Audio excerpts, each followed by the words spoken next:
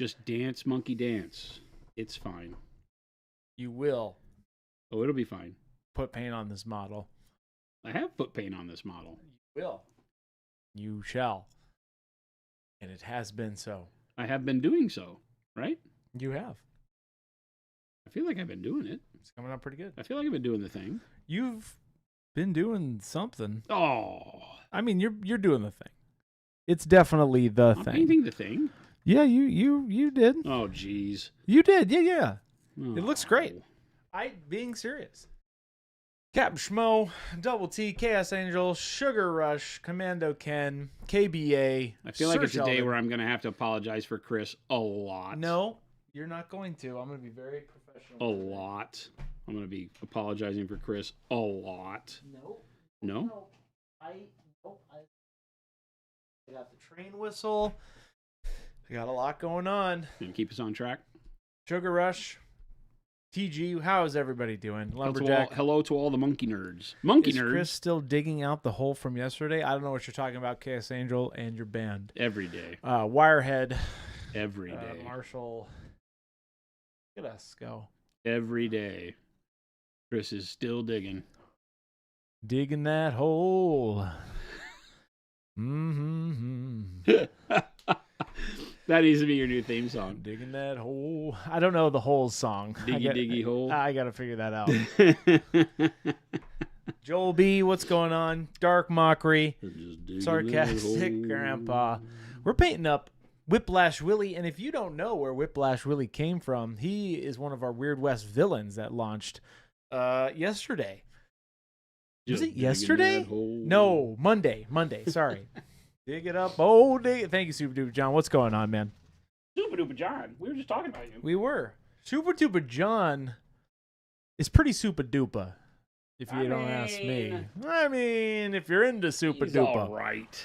Now, Jason, where are we going today? You said you were doing the... Oh, you got the shadow. Oh, let me bring that picture up. Do you need that picture? No. Okay. No. Okay. Not right now. I saved it and everything. Not right now. We don't have to do that right now. We don't know. What are you going to do on this guy next? Well, people are yelling at me about not painting the little turquoise bit, so I'm going to do that first. That's actually going to be... The little doodangly with Fallow Turquoise, the new one. Yes. Well. If it isn't my arch nemesis, Fallow Turquoise. The Duke. Fallow Turquoise. I just like saying these new expert acrylic names. You know? Pathalo. It's Pathalamus Turquoise. Pathalamus. No. Nope. Nope what? I almost got off track. What? I almost did. Nope. Not possible. Little Billy. Chris, did you find a new nemesis? Never. Don't be disappointed. Be proud. Little Billy, that I haven't actually banned you. Cats. Hey, Cultus, how are we doing? Hey, we're doing great. Thank you for asking. Painting up Whiplash. Okay, here we go. I have never seen this color on a model yet. Have you not? No, actually, I haven't. Look at how beautiful it is. Oh, it's awesome. Look at that. That little... What is that? Kind of like a... It's kind of like a... What is that, Jason? It's a piece of jewelry. Because it's got a feather underneath it too, right? Not a feather. It's like tassels. Oh, is that... Okay. Was that supposed to be a call to a purity seal? No. It kind of looks like it. No. Or like an homage. Like No. he might have stolen a purity seal from somebody. No. It's super cool. It's like a talisman, you know, like he stole somebody's little Trinket. turquoise trinket. It's an achechepi. It's not a word. KBA, it's so beautiful. That turquoise is awesome. Continue the streak, even while kayaking Lumberjack. 175. That's dedication. Dedication. Here we go. Lumberjack, 175. Who else we got? We got Sarcastic Grandpa at 315. Nice. Getting close to that 1 year streak. Wirehead reached a... Where is it? Wirehead, you did 70 stream streak. Okay. Jan, you reached 10. People really like their stream streaks. They do. I get it. And we trounce all over them. I understand. We do like surprise streams on a Saturday. Did Whiplash Lily go to Navajo Swap Meet? He might have. It's definitely got that that traditional vibe to it with this fallow turquoise, for sure. I like turquoise jewelry. It's pretty cool, especially when the it goes well with the desert vibe. Stigabax, what's going on? How men do? What is my streak? I don't know what your streak is. You have to tell us. A little bit of sap green over the top. Now it's turquoise. Oh, yeah. Let me zoom in on that. There you go. Now it's looking good. That's great. Oh, man. That's just nice. Sap green over fallow turquoise. That's it. Yeah, that's it. That's all it was. Ta-da, done. Thank you. Stream's over. You want to? I gotta go take a nap after all my cheese enchiladas. Oh no! Is Jason tired today? That was a heck of a. That was a heck of a nap lunch. That was one where we talked a lot. It was deep conversation. I'll say I am actually tired from that. And I'm tired from that lunch. I could do nap time. Not gonna lie. Gilborn, I lost my streak because work wouldn't let me off Thursday. Oh no! That's okay. We know in your hearts that you all would love to have that stream streak of every day. So everybody gets a stream streak. You can call me stream streak Oprah Winfrey. What? Everybody gets a stream streak. You can't just give somebody a stream streak. That's not how that works. I can. Ready? And a 1 and 2. And they still have nothing. But if you believe. But if you just believe. If you believe you have a stream streak, you got one. I want you to believe in one hand and poop in the other, and let me know which one fills up first. Wad, I'm dying today. My sleep schedule has been so boned lately. I'm so sorry to hear that, Wad. Would you like me to sing you a sad song? Hold me now. 6 feet on the ground. No, we can't sing that. Blah, blah, blah, blah. That was me getting rid of YouTube's algorithm. Like, you didn't pay residuals. Where did we eat? We had a Mexican food restaurant called Garcia's. Garcia's. It was delicious. You know what? We need some like lo-fi music in here. But it's not the Garcia's you'll find if you just Google it. You can't just Google Garcia's Mexican food. That will take you to a different one. There's a Garcia's Mexican that has like multiple locations across the valley. It was not that. It was the Garcia's something that's only one location down on Little Billy. 35th Ave. Mexican food 3 days in a row is crazy. Well, when you live in Arizona, it's kind of your option. It's normal. And it's good every time. We haven't had Mexican food 3 days in a row, have we? Actually, they served Mexican at the group last night. Really? They did. They did. They had extra. No, Jen and I had bison bowls. Bison balls. Not balls, bowls. Oh, bison bowls? Bowl, yeah. Oh, not bison balls. I think it's quinoa. Just some sort of thing like quinoa. Yeah. Like some little grain. Oh, okay. All right. And then we do bison on the couscous maybe. It's like little balls. Yeah. Uh-huh. Yeah. It's little balls in the bowl. Yeah, so you have bison balls bowl. Bison bowl with balls.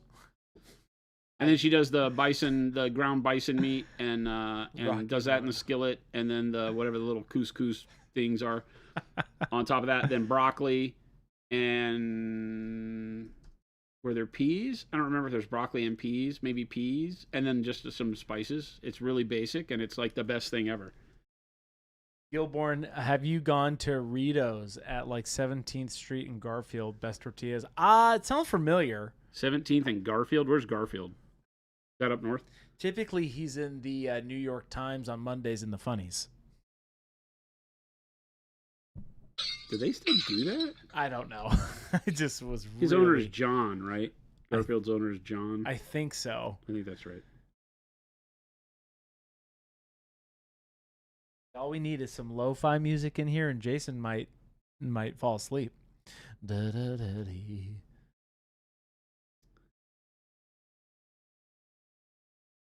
Scooby Dooby Doo. John Arbuckle? Is that his name? Maybe. It was something like that. It's in the middle of a residential area downtown. No, I'll have to look it up, Gilborn. Garfield, I don't know, but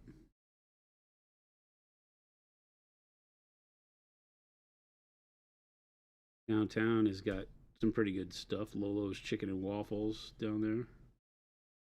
Lord of the Hunt, how you doing? Chris, I recommend the Poketopia. Is that the Poketopia soundtrack? Pokopia? I have no idea what that is. I know what the game is, but I don't know what the soundtrack is. Jimmy the Saint, John Arbuckle was Garfield's owner in the comic strip. Interesting. You learn something new every day. Most of us do. You, on the other hand, not real sure. I did. I learned about John Arbuckle. Not real sure about you, Chris. Not real sure about you, Chris. Okay, so what color do we want the tassels? What are they? They're just tassels. Like, but tassels from something? What's this is like a stripper's nipple tassel. Okay. Like a pasty? It's like it's a tassel that it looks like it ties on. Oh. But yeah, so what color? It could be red, but we have a lot of red. Hot pink. I know. Not in the Wild West. It was too expensive. No. Purple? It would be violet? Dark red with a little bit of black. I feel like with turquoise it would be like violet, red, right? No, yeah, Bronze? Commando Ken. Whoa. A touch of bronze. Whoa. In the art, it's red. We could do red, or we could do like violet, purple. We don't have any purple really. I've used like the Payne's gray over the red up top. Do purple. Purple. Some violet, some purple. Yeah. Oh. We'll start with that, and then if we turn it red, we'll turn it red. That's just the way it goes. You know, we'll just do what we want to do because it's our oyster, this world. Lord of the Hunt says, I'm not sure you guys knew this. Okay. But I found out last night mixing Dark Sea Ben and Dark Ivory, almost a graphite green, is freaking awesome. Interesting. Dark Sea Ben. Yeah, it feels about right. Dark Sea Ben is that deep blue green that if you give something that desaturates it will go towards like grayish green, blue in that realm. So I can see that. Could you come down a little bit, Jason? No. I zoomed. You can see what I'm doing. I zoomed. It's literally right there. Maybe from there you go, Sonny. You and your center up. There you go. Look at that. Beautiful that looks. That's a cool color. It looks black. You can see it.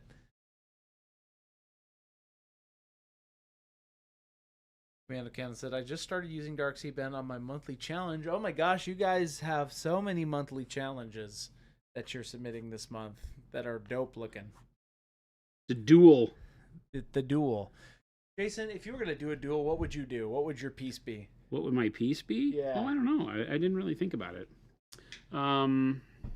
Yeah, if you had to do a duel, like if you, I don't know. Space Marines are too easy. I think I'd probably pick something else. I like, you need to have models that have action going.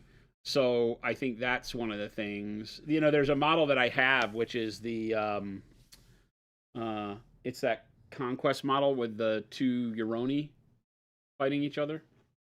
Two Euroni fighting each other? Yeah, it's like the... is it one of the those... dude and then the birds leaping over him? That's a cool one that I would do. It's already yeah. built, so that would be really rad. Yeah, that would be I don't know what you did with it. It's in a box around here somewhere. Dallas, what's going on, man? It's in a box around here someplace.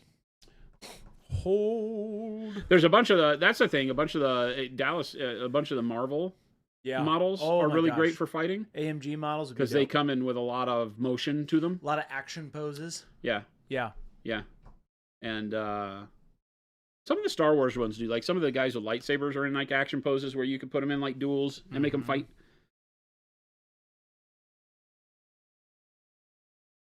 I don't know that I want to go to white. I don't know that I want to desaturate it like that. So I think what I'm going to do is take red oxide tint. Somebody said that, actually. What?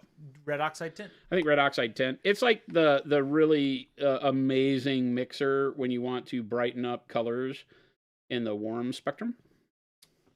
But you can also mix a lot of things with white to create the color that you want to lighten other colors with. White with magenta would be great to lighten this with. But I'm going to go here because this is going to give us like a faded plum that I'm excited about.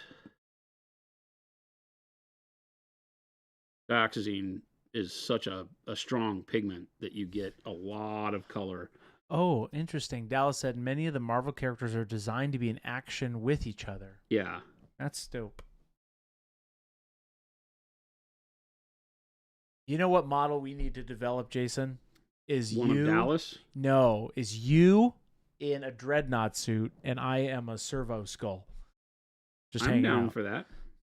I don't know how you'd No, make... I would be an Inquisitor, and you would be my Oh. servo skull. Yeep. I don't know how you'd make... I don't want to be a cherub. I want to be a servo skull. Because those guys were fun in Space Marine too. I don't know that you get to pick at that point. No, I get to pick. I don't think What that's is how a that works. servo skull without getting too derailed on that? What is it in a nutshell? Do you know? Well, yeah, it's all of them are little servitors, Okay. right? And they just have tasks that they do. And servo skulls typically are scanning or Yeah. survey devices. Huh. Ooh, that's nice. That is good. Good choice. Okay. So they're not like, they don't come from something interesting? Well, they do. They have like human brains. Oh, the remnants of human brains, and and then that's they what just all the keep 'em servitors alive. are in the Warhammer universe. That's what makes them so disgusting, is that they are literally just floating brains? just the human brain part that's still able to do stuff, and they put like Interesting. mechanical bodies on them so they can continue serving after death. All that servo skull needs is my thick glasses and a little mustache and beard with a monument hat. That's what we're trying to create here at Monument is servo servitors, because I need people that will work beyond death. Yes. Sign the contract, little man. I could be a bronze skull. Oh, that's great, Sigabax. This is Servitor Christopher, with just a touch of I'm bronze. here to scan this thing. Oh no, we You- don't let you talk. You are painting, We don't let you talk. but I'm such a good servo skull. We don't let you talk. Beep boop. Eeks says, Jason, would you say that Chris is kind of a servitor at Monument? Oh, interesting. No, well, okay, he's a bad one because he like talks back. What? Yeah, Why, yada. see, There you go. he talks back all the time. Really bad servitor. Hey, Chris, clean my brushes. Absolutely not. See, horrible, I'll scan them, though. horrible, useless. Oh. Sniper Corgi, man, y'all make painting this level look so easy. What makes painting easy at this level, Jason? Or is that just a thing of their imagination? You know, when you deal with something artisanal that through the creative process, it's like, what does, because if I look at somebody that makes like wooden furniture where they do a lot of like steam and pressure bends in their wood and stuff, I look at that and I'm like, that's phenomenal. You make it look easy.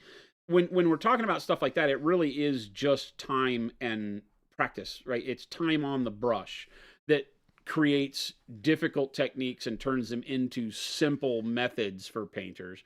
Is just the amount of time you spend doing it. Because it's like anything, riding a bike, it just becomes second nature. You jump on the bike, you start pedaling. Yeah. Right. But as you first start learning a bike, you've got to worry about balance, and you're wobbling and you're scared and you're dealing through the fear and all that kind of stuff. So just like anything, time.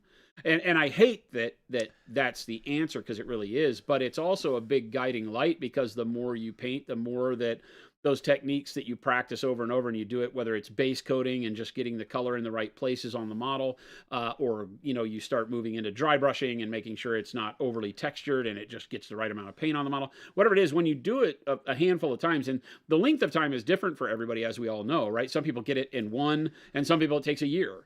But whatever it is, as you practice it, then you commit those things to memory, and they just become hand-eye, muscle memory. That coordination becomes normal, and then you forget how much that you've turned into simple action, right? Because everybody that paints has got something that they do that's simple for them, right? The priming, the base coating, whatever it is, and then you get hung up on something new, like non-metallic metal or flesh tones or whatever, freehand or whatever it is. And then you practice that, and then you put it into your toolbox, and it becomes normalized. And so I think that's just it. It's the answer nobody likes, because there's no silver bullet, but it really is the fact that, not everything is simple for me. I still run into things where we're sitting here going, oh, let's try this, and I have no idea what's about to happen. The amount of times where I chuckle after stream and look at Chris, right, and I'll go, boy, that turned out really good. I had no idea what was going to happen with it. Those happen all the time. You know, I think it's a fearlessness that you get from painting enough that you just don't care. You know, you're just like, I'm going to try this. I'm going to put this color on the model. And if I don't like it, I will change it. And we talk about it all the time, is that level of confidence is something that I would hope would be easy for people to find, but it's one of the most difficult to grasp, because we still are looking at the thing as there's this prized possession that I am working on. I do not want to mess this up. As opposed to, I can screw this up a million times and still turn it into something awesome, because it's not brain surgery. It's not going to die on the table in front of me, right? I can repaint it. I can be Baby J and reprime the dang thing. So, you know, once you get into that level of confidence of, you know, it doesn't matter, I'm just going to try it and see. You know, and as long as you're paying attention as you're going, you usually don't find yourself too far down the hole before you know, say, I should probably change that. You know, that color doesn't look good. You know, that blue on those pants isn't exactly what I wanted. And then you start changing it. But this model's been a good exploration in that, I hope, for you guys and gals, because I've been showing you, you know, my journey in painting where I will alter coloring, you know, midway a lot on these things. You know, I didn't like the yellow on the vest, so we altered that. And then I go back and I change all the colors of brown with a filter. So some of what I'm showing you is exactly what I'm talking about. Never being afraid to say, oh, you know, I can make this whatever I want. Hey, Lord Tedley, thank you so much for that sub. And also, great follow-up question. Lord Tedley's asking, what are you currently trying to learn or master, Jason? Oh, boy, great question. I'm not actively, like, at front of brain trying anything. I think that, well, okay, that's not true. With One Step, over the last few months, our new product, as we enter the, you know, speed paint, contrast paint style arena, I am learning to master that painting style in general, where you are putting more paint on the model than I would in normal circumstances to make the tool work the way I want it to. But also to, you know, play around with how to get the best out of the tool, right? Because the one-step paints require you to be more aggressive with how much material you put on the model in order to really perform well.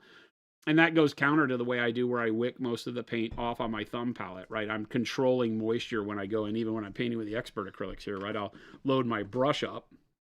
And because I do my color mixing on the palette, I now have more paint in the brush than is necessary, right? That's a lot of paint.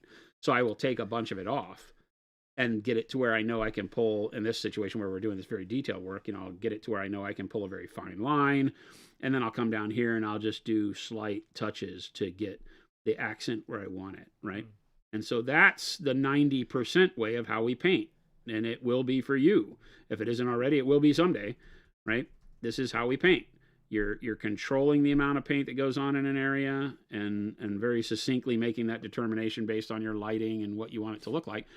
And One Step throws all that out the window. One Step's like glom it on and make sure it doesn't get outside the lines, which is fighting itself, right? So in order to get good at that, I am, you know, focused on practicing that when I'm using it, you know. That's kind of the truth whenever we come out with a new product that is something new. Noosh was very much like that. We don't do that very often, right? We come out with colors for the paint, but they all act the same. But when we come out with something new like Noosh, or we come out with something like One Step, then I have to kind of relearn my wheel a lot of times, because there's habits that we make, whether they're good or bad as you paint. There's just a way you like to move your brush. There's a way you do your brush stroke. There's a way you load your brush with wetness. There's a way you wick your brush. There's a way you feather your color onto a model. And I have to relearn and get good with One Step to know that some of the things that I've learned that make this easy make One Step not work the way I want it to. Yeah. Right? Because if I feather One Step, I have to be wanting to use it like a glaze or a light filter. If I'm trying to use it as a base coat, that doesn't work. You know, you put it on. Load the brush up and bleh, you know, vomit the One Step out on the model. So that's a great question. You made me think about it. I appreciate that. There you go. No, there you go. Papa Chicken Pop says, a chicken. True or false? Hey, Chris. Yes. It's very Papa Chicken-like. That was kind of, you know, it's funny because that's actually the chicken inhaling that makes that sound. So that's not really popping the chicken. That's really inflating a chicken. That is true. So it's actually the opposite of what we have. But because he sent it to us, I stand by it. He's a Papa chicken, though. He's not popping a chicken. He's Papa chicken. You have missed the whole joke. Have you missed the whole joke all these years? No. He's the father, right? He's the father. Papa Chicken says, true or false? Hey, Chris. Yeah. What does it sound like when you pop a chicken? We'll never get to this question, and I have decided we won't. Competition painting and Instagram, etc., have ruined the perception of that painting is a for fun activity. They've encouraged trying to get good at the expense of fun. Wow, great question. I would say false. I would say that can be a perception of the competition painting area. It can seem competitive, but remember that people have fun in competition. So is it fun for everybody that looks at it? No, I would not say that you have to like competition. I think those are not mutually exclusive. You can have both, right? I can have fun painting and paint for competition. I can have fun painting not for competition. I can have lots of not fun painting for competition and lots of not fun painting not for competition. So now that we've completely confused everybody. But I don't think competition painting on Instagram has ruined the fun. I think that the way people present it might be lacking the fun. One of the reasons why we're doing the MAA the way we are is so that we can bring that joy of painting back and have it compete in a way that I would personally like to compete, which is fun. Yeah. So it doesn't feel like I got to go, or the way I present it is that I don't like it where people feel like they go to a competition, I'll never win because so-and-so entered. Oh, right? Yeah. I know what you're Provide people a path to success that doesn't include stomping on their competitors or the graves of their opponents, right? The graves of their enemy. The graves of my enemies. Yeah, I don't like that idea, but I don't think it's baked into competitive painting. I don't think that competitive painting makes us. I think that's on an individual basis. If you find yourself not liking that it feels very clinical and about the get good part, then, just enjoy those for the visual. Don't read the text. Right. Because it's still visually awesome. And you can learn a lot from it. Just don't read the post. Pytro Paints, getting good is fun too. Yeah, see, getting good is great too. And I think I think that's true for everyone, whether they're willing to admit it or not. There are people who play games that aren't there for winning, but getting better in a game like, tabletop miniature games is still cool when you start, because when something clicks, you're like, I finally found out how those two units work together and I can combo this off of this. It always has a feels good to it. Regardless if you're really there trying to meta and win and all that kind of stuff. Same goes for painting. There's something when you level up and you feel like, oh my gosh, my highlights finally made sense. We get it. You see it in chat every day. People will say, I mixed these colors and got this thing that's amazing and I really felt cool about it. That is, those light bulbs going off is your own competitive zeal finding its way with yourself to level up and to compete with yourself over what your past self was able to do. So I'm a big fan of that. Whereas I'm not a big fan of get good scrub, you can only win if you paint this way kind of stuff. Because I think that limits creativity. I don't know that it limits happiness or whatever, because there are just as many people who are happy competing and leveling up their skills like we talked about as anything else. So Brent says, as far as getting good, I'm actually starting to like what I'm painting. That drives me to continue to paint. It's fun and I'm enjoying what I paint. That's good. Yeah. That's a healthy way to approach it as well. Yep. And there's nothing wrong with trying to get good and keeping yourself to achieve something. But there's also nothing wrong with staying in one spot and being completely complacent and happy with where you are in your painting journey, and you just love painting miniatures. Yeah, I think... Buy a new army, paint that new army, and paint it the same way you did your last one with the same set of skills you have. Nothing wrong with that at all. Don't feel like if you're not always moving in what the crowd thinks is forward, that there's something wrong.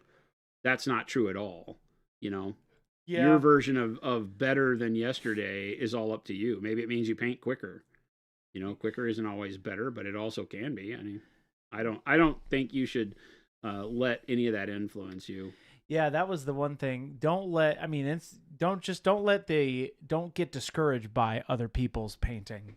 Right? That's the one thing. Just keep on track with where you're at and don't let that infiltrate your hobby. That's the only thing, right? About any social platform. It's like, I'll never be that good, so I'm not going to try. Don't let that be the thing. 100%. Dallas, you were saying you primed Whiplash Willy? Oh, Dallas got a Whiplash Willy at the show. I was excited to give it to him. I'm excited to see what you do with it, buddy. Chaos Angel, I recently had a level up moment, okay? I got several compliments on my skin work. I've never been able to paint skin at all until I watched Jason underpaint and glaze, and now I'm getting compliments on it. And I love the fact that the underpainting method gets people jazzed, and that when they do it, it makes skin click. Because it's not the only way to paint skin. You see me paint skin a lot, like this guy, where we don't underpaint at all. We just do it color over cover. You know, you glaze what you need to, you play around, make it work the way you want it to work. And both are equally as acceptable. But it's interesting when you find somebody that it really clicks for after finding one or the other. You know, that it was always difficult. I never understood what I was doing wrong. And then I found this way, and it really speaks to me now. I love that. Hey, Frigid Phoenix, thank you so much for that sub. Much love to Jason, Chris, Jen, Gabe, Baby J, Philip, Grant, and the entire Monument crew. So much learned, so much good products and hobby to look forward to for years to come. Thank you, Frigid. Much appreciated. Thank you, man. That means a lot. Plum Country, for some reason, underpainting makes more sense than traditional skin painting. Sigavac says, painting to me is therapy, no goals or deadlines, but watching things like this lets me know things are achievable. Going into each model I pick or two things of actively work on them, skill through repetition. Yep. Skill through repetition is huge on things like this. Skill only through one-time miracle working art form. Practice doesn't make perfect. Chris only believes. Chris only believes and respects the. That's right. The savant. Ah, yes, the savant. You know what that makes me really want to say, Jason? What? Quito, Oh, magenta. I thought we were keeping this on track today. You're right. I'm so sorry. Just a little one. Wait a minute. That's a little that was very lackluster. Chuck says, can I get some recipe advice? No. Next question. Dang. Chuck. I'm kidding, Chuck. All right. And Chuck, how often do you get doors slammed in your face? Because that, I could feel about like that might be unsettling for you. Chuck says, can I get some recipe advice? I guess so. Looking to do old, faded, dirty, grayed out wood. Old, faded, dirty, grayed out wood. Yes. Okay. Like cool. Ashen board or something like that? Sure. Like sitting outside for a long time. Yeah. Yeah. I always paint things like that with the idea of what color they were before the weathering, and then layer the color of the weathering over the top. So for me, I would paint the wood still brown, the way that I would normally paint wood. I might even go to like full, whatever. A good example is not gray, but the Trench Crusade wheel that we did was that we wanted a kind of mossy green to it, right? Okay. And so we painted it brown, and this was actual like brown wood. And you can see a little bit more of the brown on the inner spokes, right? And then I took the green, in this case, it was probably dark camo green, and glazed dark camo green on it. And that desaturates the brown and moves it towards that green. You could do the same with something like warm brown or a warm gray would be a good one. Dark warm gray, probably warm gray, not dark warm gray. But glazing the gray back over your brown, that's what brings that feeling of that oxidation and dry driftwood kind of gray back to it, but leaves the brown in the deep recesses where it might still be a little wet or old or not sun-baked or whatever your story is. Because I still get the brown in the recesses, and as I turn it, you'll see brown peek out in certain areas, and so it still works well. So I painted it like it was just a rich brown wood wheel, and then glazed the green in my case, but you could glaze grays back over it too. And I would start in those kind of mid-tone grays, like the warm gray. What about cool gray? Could work, yeah, could work. I tend to gravitate towards warm grays when it is old barn wood, right? Because I guess it has warm tones to it, but there's nothing that precludes you from going to like if it's ashen, like aspen trees are that kind of cool, or neutral gray as opposed to warm. So that's kind of what I was thinking when I was thinking about that grayish wood. Yeah, you could. Chuck, you're welcome. I answered that for you. Sorry, did I make a noise there? Wow, I don't know what happened to me. Chuck says, thank you, Jason, and definitely no thanks to Christopher. Definitely no thanks to Christopher. Great segue. I'm glad other people see this. Can you zoom in? Can you do your job? Yes. Can you zoom in a bit? There's a button over there that goes the other direction, in as opposed to out. There you go. There we go. Look at those little. He's Here we go. well-to-do, Mr. Whiplash Willy.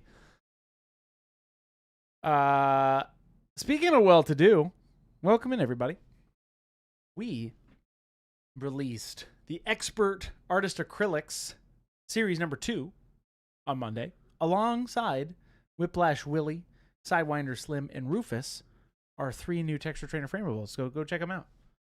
You can go get them on our website right here. And hey, there's not a giveaway today, Jason. Huh. Thank goodness. I don't know that we have anything left to give away. You keep giving everything away. We have many things to give away. Why do you keep punching out? I just like the perspective sometimes. Why do you keep punching out? I'll punch back in. I keep it dynamic, Jason. When are you... Maybe you're going to center up for me. When are you and your dynamics?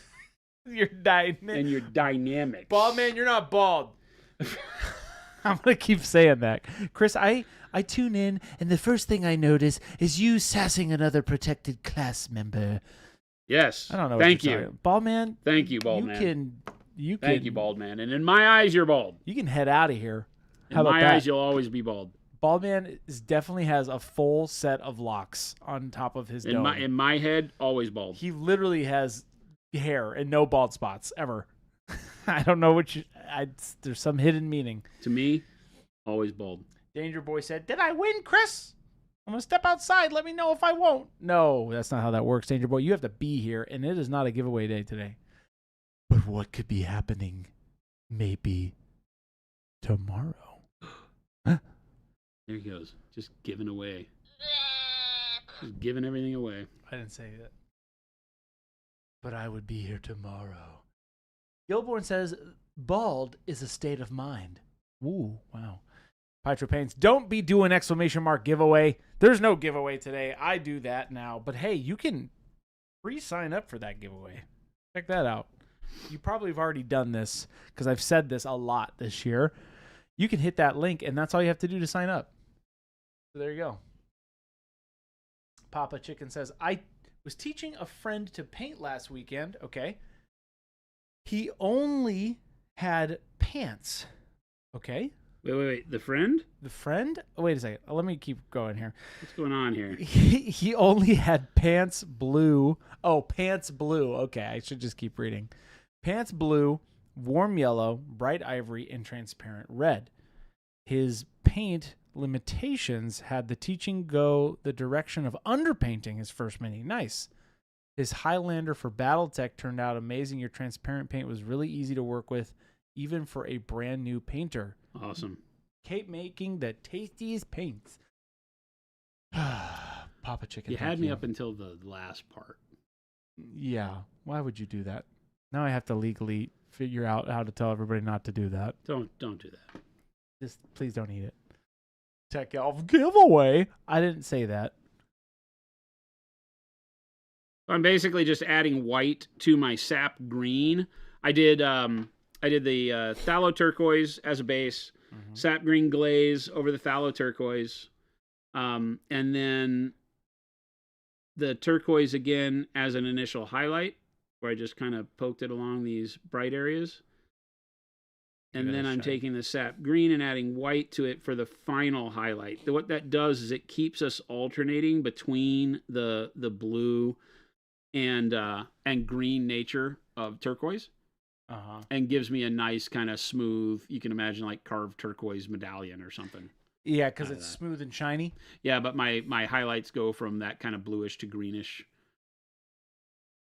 So the phthalo turquoise with the sap green, I think, works really, really well. Although we're not really seeing sap green in its full intensity anywhere here, but close. Boop. Boop. There you go. Ta-da, tassel. Well, I got to do the orange. I got to do the orange leather part of it. I got some white. We'll just do that right now. This stuff. I'll zoom back out for you. Burnt sienna. It's this stuff. Not, if you don't want to waste a lot of paint, you don't see me. I usually just throw a bunch out here, but I felt very wasteful the last few days.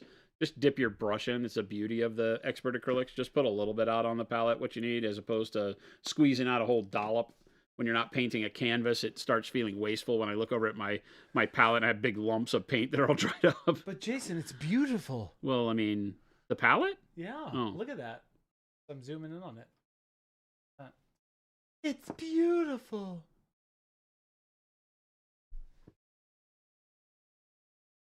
Sigavac says we were chatting about that in Discord. Oh, keeping us accountable. I see, Sigavax. Okay. Chatting about what? You and your palette.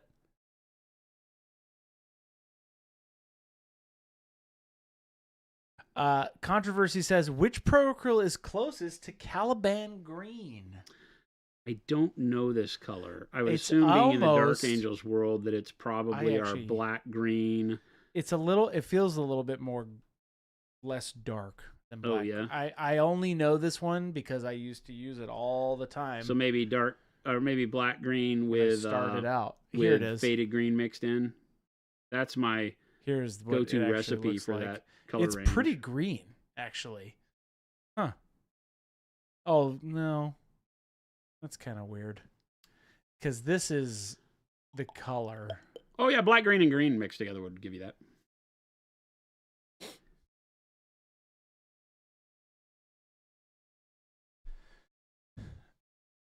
Papa Chicken says, didn't Jason used to Chris? give... Oh, yeah. What does it sound like when you pop chicken? Ooh, ah. That's me making the rubber chicken noise. Ah. It does kind of sound like that, doesn't it? It's kind of like exactly that. It's disturbing how realistic that sounded. It takes a big inhale and then it does. It's like a big scream sigh, of cry of help. How was the PA hot dog? What are you talking about, Bald Man? Bald Man, you have a full head of hair.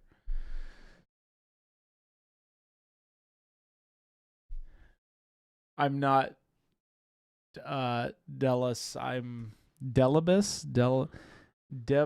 Oh my Oh boy. Paid professional. I'm not gonna read what you said out loud because I don't want to trigger Jason. What do you say? I'm not gonna tell you. What do they say? Yeah, it's Tannenbaum green. Oh boy. I see whose side you're on. So I'm just adding a little bit of white into the burnt sienna. Controversy. I'm going to do the base using my airbrush, so the Pro Acryl line seems really nice. Yes, thank you. We appreciate that. That's what we use here on stream. Pro Acryl? Pro Acryl, yes. No way.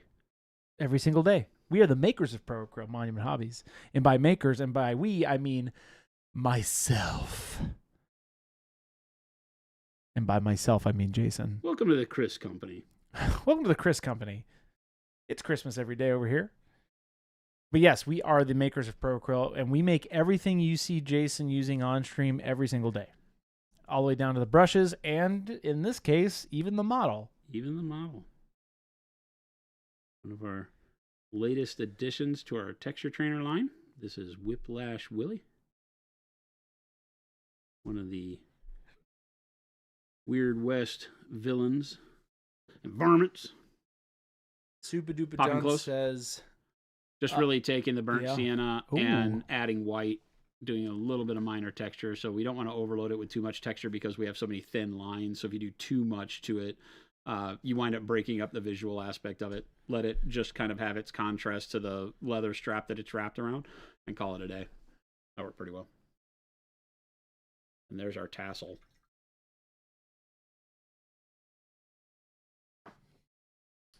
Feels pretty good. Now we have to do other things. We put his face into forced shadow last night before we left stream. That worked pretty well. Super Duper John, you put a video in Discord. I'll have to watch it. The Proa Grill hot dog is the best thing ever. It might get released in 2000. Okay, now I'll have to see this. Proa Grill. I'll have to see. I don't know. Which chat did you all put that in?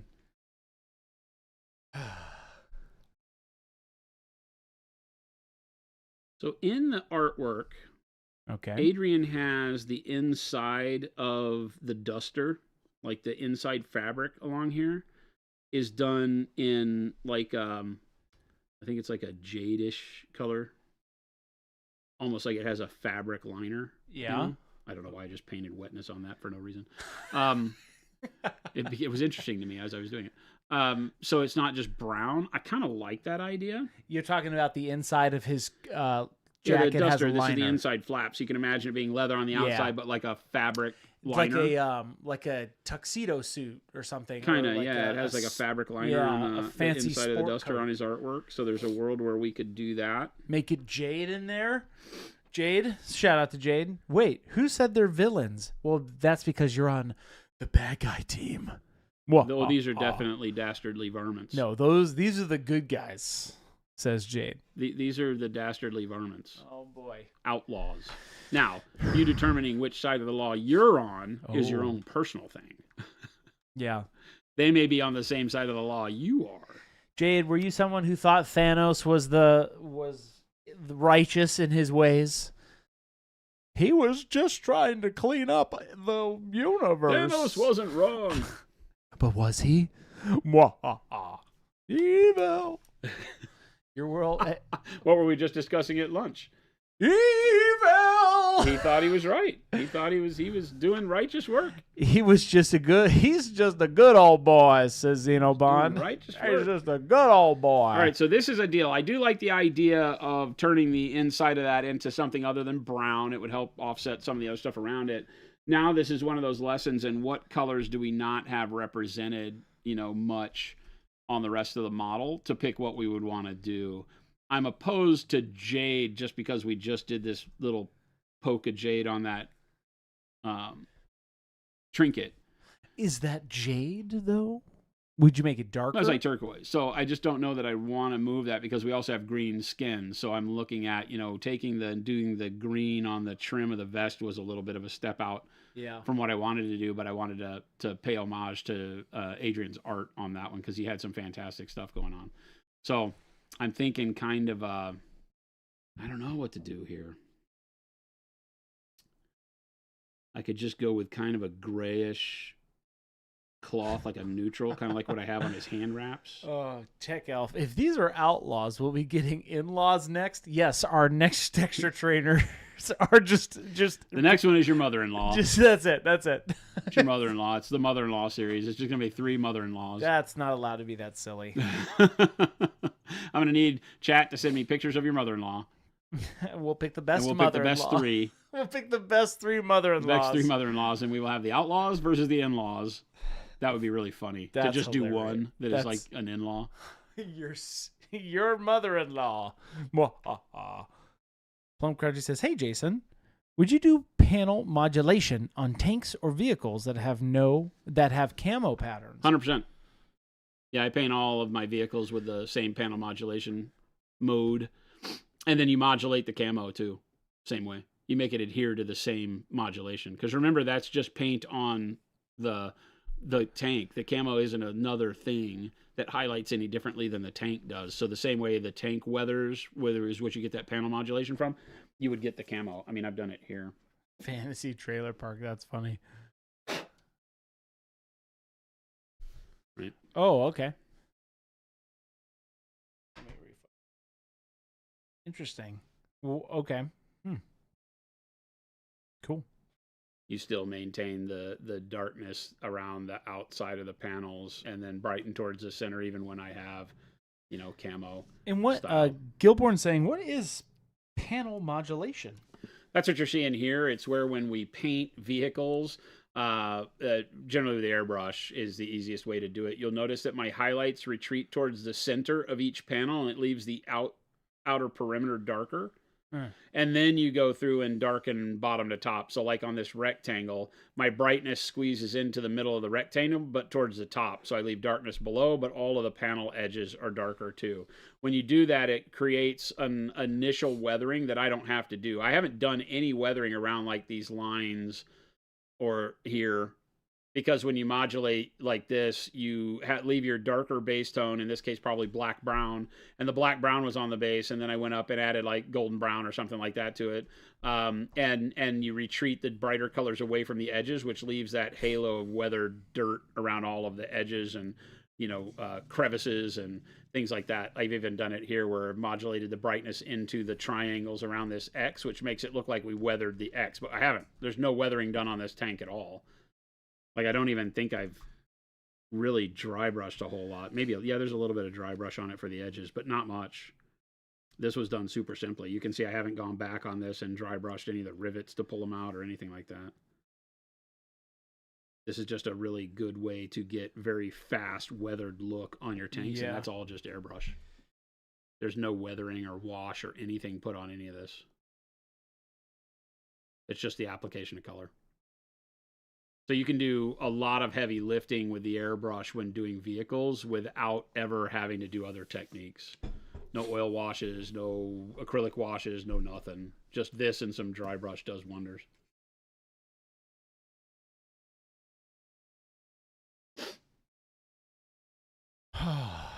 Now I can't get off this in-laws texture trainer. Chuck was saying Jade's mom was the church lady. That was such a good bit back in the day. The in-laws things remind me of an argument you had with your missus. She told me who was on her hall pass list of 5 people: Chris Hemsworth, Henry Cavill. She got really mad when I said mine was your mom, your sister, your cousin, and the receptionist at work. Oh, wow. That's too real because those are people that you know. That's hilarious. Chris Hemsworth and Henry Cavill are like, Oh, we know them. Like, but that's like you're not gonna meet those people. But the receptionist at work is like, that's a problem for you. Oh my! You dug your own grave with that one, my friend. Oh, that's hilarious. You dug your own grave on that one. So what do you think you're going to do the inside? I don't know, but I want to do it, and I'm not sure is the real answer there. What about just going like Payne's gray, like dark? Or is that too dark? We did the guns with Payne's gray and white. Oh, that's true. So I have a problem if I start pulling any Payne's gray into it. I could treat it like we did the shadow and do, like the violet, right? And I could glaze the violet over the brown and see what we get. It'll be really, really dark. I think that's kind of what I want, though. It's an interesting conundrum. Ballman says, Jason, who are your 5 passes with Chris to allow supervising your paint stream instead of him? Oh, I mean, pick anybody.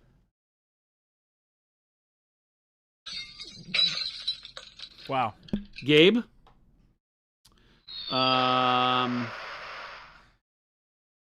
You're going to have to do that, Jason. Jen? Oh, no. They're asking me who my 5 hall passes are to allow to run the stream instead of Chris. Actually, no. This is actually really good. So I said Jen, Gabe. This is actually really good for me because Jordan is a good co-host. But then will they capture the content? And by them, I mean mainly. Chris, these are hard conversations because you don't want to ask questions you really aren't prepared for the answers for. That's true. And Baldman asked this question, who is in fact not bald. So first of all, Baldman, you're banned. I love it. Panic Bomb is like Chris Hemsworth, Henry Cavill, your secretary. Jason, who's your secretary? That's the joke. He doesn't have a secretary or a receptionist. I don't have one. Hello? I don't have one. You know my schedule better than I do, so you're part of it. Monument Jen says, I'm second. I wasn't going to say it, Jen. I mean, yeah. Not in who I would want to spend time with. Definitely not in who I want to spend time with. Oh, Jason. Double down. She's like Doghouse. Speaking of digging ourselves in holes, welcome in, everybody. No. Jason, you'll have to figure it out. I'll have to figure what out? I only have 3. Gabe, Jen, Jordan. I guess so. I guess this is... Yeah, Bald Man, this is all on you. Yeah. Monument Gentastic says, welcome to Couchacryl. Which lights Couchacryl. Who's somebody that you don't think would struggle to run it technically, but their personality would carry it so far that it doesn't matter? Who are you asking? Oh. Somebody that works here that works at Monument right now? Works at Monument. Who would struggle technically, but would be cool to have on the stream? Struggle technically, but they don't need to know any of the technical stuff. It's just that if they're like, I think we have a lot of really great personalities at the I company. I think everybody. 2 hours on camera. Have at it. Everybody could do it. I think Freddie would be great. Freddie would be. Really Freddie could do. I think Grant live would be. I think music. Grant would be really good. Grant did once. Grant was on here once with you. Grant Yeah. sat on here once. Yep. I think Ryan would be great. Ryan would get it technically, so Ryan would probably go on the list of 5 since I have 2 more to give. So Ryan would probably go there because he'd get the technical aspect real quick. Alex would be freaking phenomenal. Yep. Right. Shannon would be great. We have a lot of people. I could go through and name pretty much everybody in the company would be great. Now the problem is, I have some people. We do have some people that aren't really. They don't flower and talk a whole lot, so they wouldn't really be able to hold their own on the personality side. But they're great personalities. I just don't think they're very talkative. Just don't touch the buttons on this big panel up here, and we're good. Just touch them on the little panel, and then anybody can do it. Actually, there is a reset button, so anybody literally could do this. I build out. I don't streaming. think you give yourself enough credit. I think I build out the stream so my mother can come over here and produce the stream. I would love for that. I love your mom. I said that out loud. Great. The fuel for that fire over there. Well, I think that we need to have a stream. Paints. Dude, I'm down. Hopefully she's not watching today because she's mentioned that. She's like, well, I could come in and paint. I'm like, oh. I think Christopher's mom producing Christopher painting or vice Oh versa my would be the gosh. most amazing thing in the history of amazing things. Maybe we'll do that for Mother's Day. How about that? Oh. Shelby was the best fill-in stream host. No. It's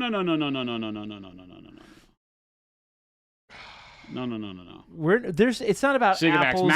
Mally would be great. This is not anyone but Kyle. No, Kyle, I've been trying for years. Kyle would be great. I've been trying for years, Kyle, and you're like, nah, I'm not for the camera. Yeah, Kinghammer, we don't even consider Kyle you. sounds. Like, he don't even like to come in here and like be seen in the background. Kyle showed up. It's like once. he's wanted by the government, and if he gets seen in any like filming, there's a problem. I'm not a camera guy. All right. He's not. That's not also how he sounds, but in my canon lore, that's what that's what Kyle says. Like, hey, everybody, calm down, all right? Chuck says I'll guest produce and screw up all of Christopher's settings, change the chair height, turn dark mode off on his browser. Yeah, he it likes actually that. doesn't matter. I literally have a button that resets everything. He likes that. I won't do it. It's Gabe and Jen are the tops, and then everybody else it would be fun. But like this week, like Friday's a problem because you're off Friday, so we won't be streaming Friday.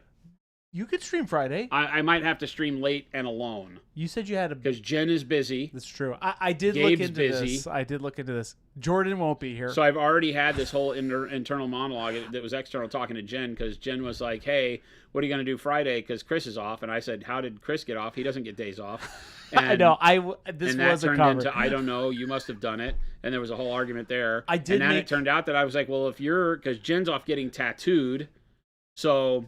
Yeah, Jen's getting a face tattoo this Friday. Jen's getting a tattoo on her face, and Gabe's off, and then I was like, and Jordan isn't around, and I'm like, so I'll run it solo. We can get some, and also nobody else works at the company on Friday. Everybody's off.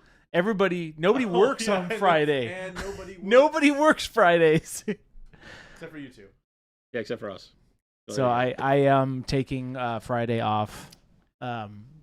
Changing the height of the chair or desk is pure evil. His desk is meant to change height. He changed it for Jen.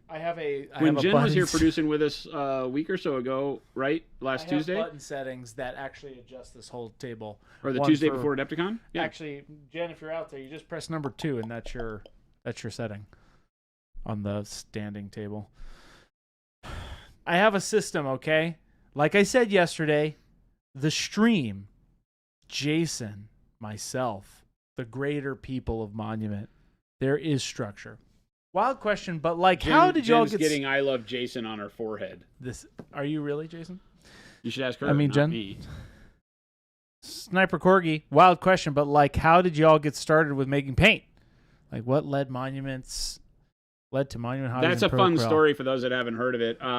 Jen and I had been streaming for years. And we started the company in 2016, and she would join me on stream. We would do the painting, teaching. We used other company paints, and we made brushes. So we manufactured brushes, the Go Bag, Jen's brush soap.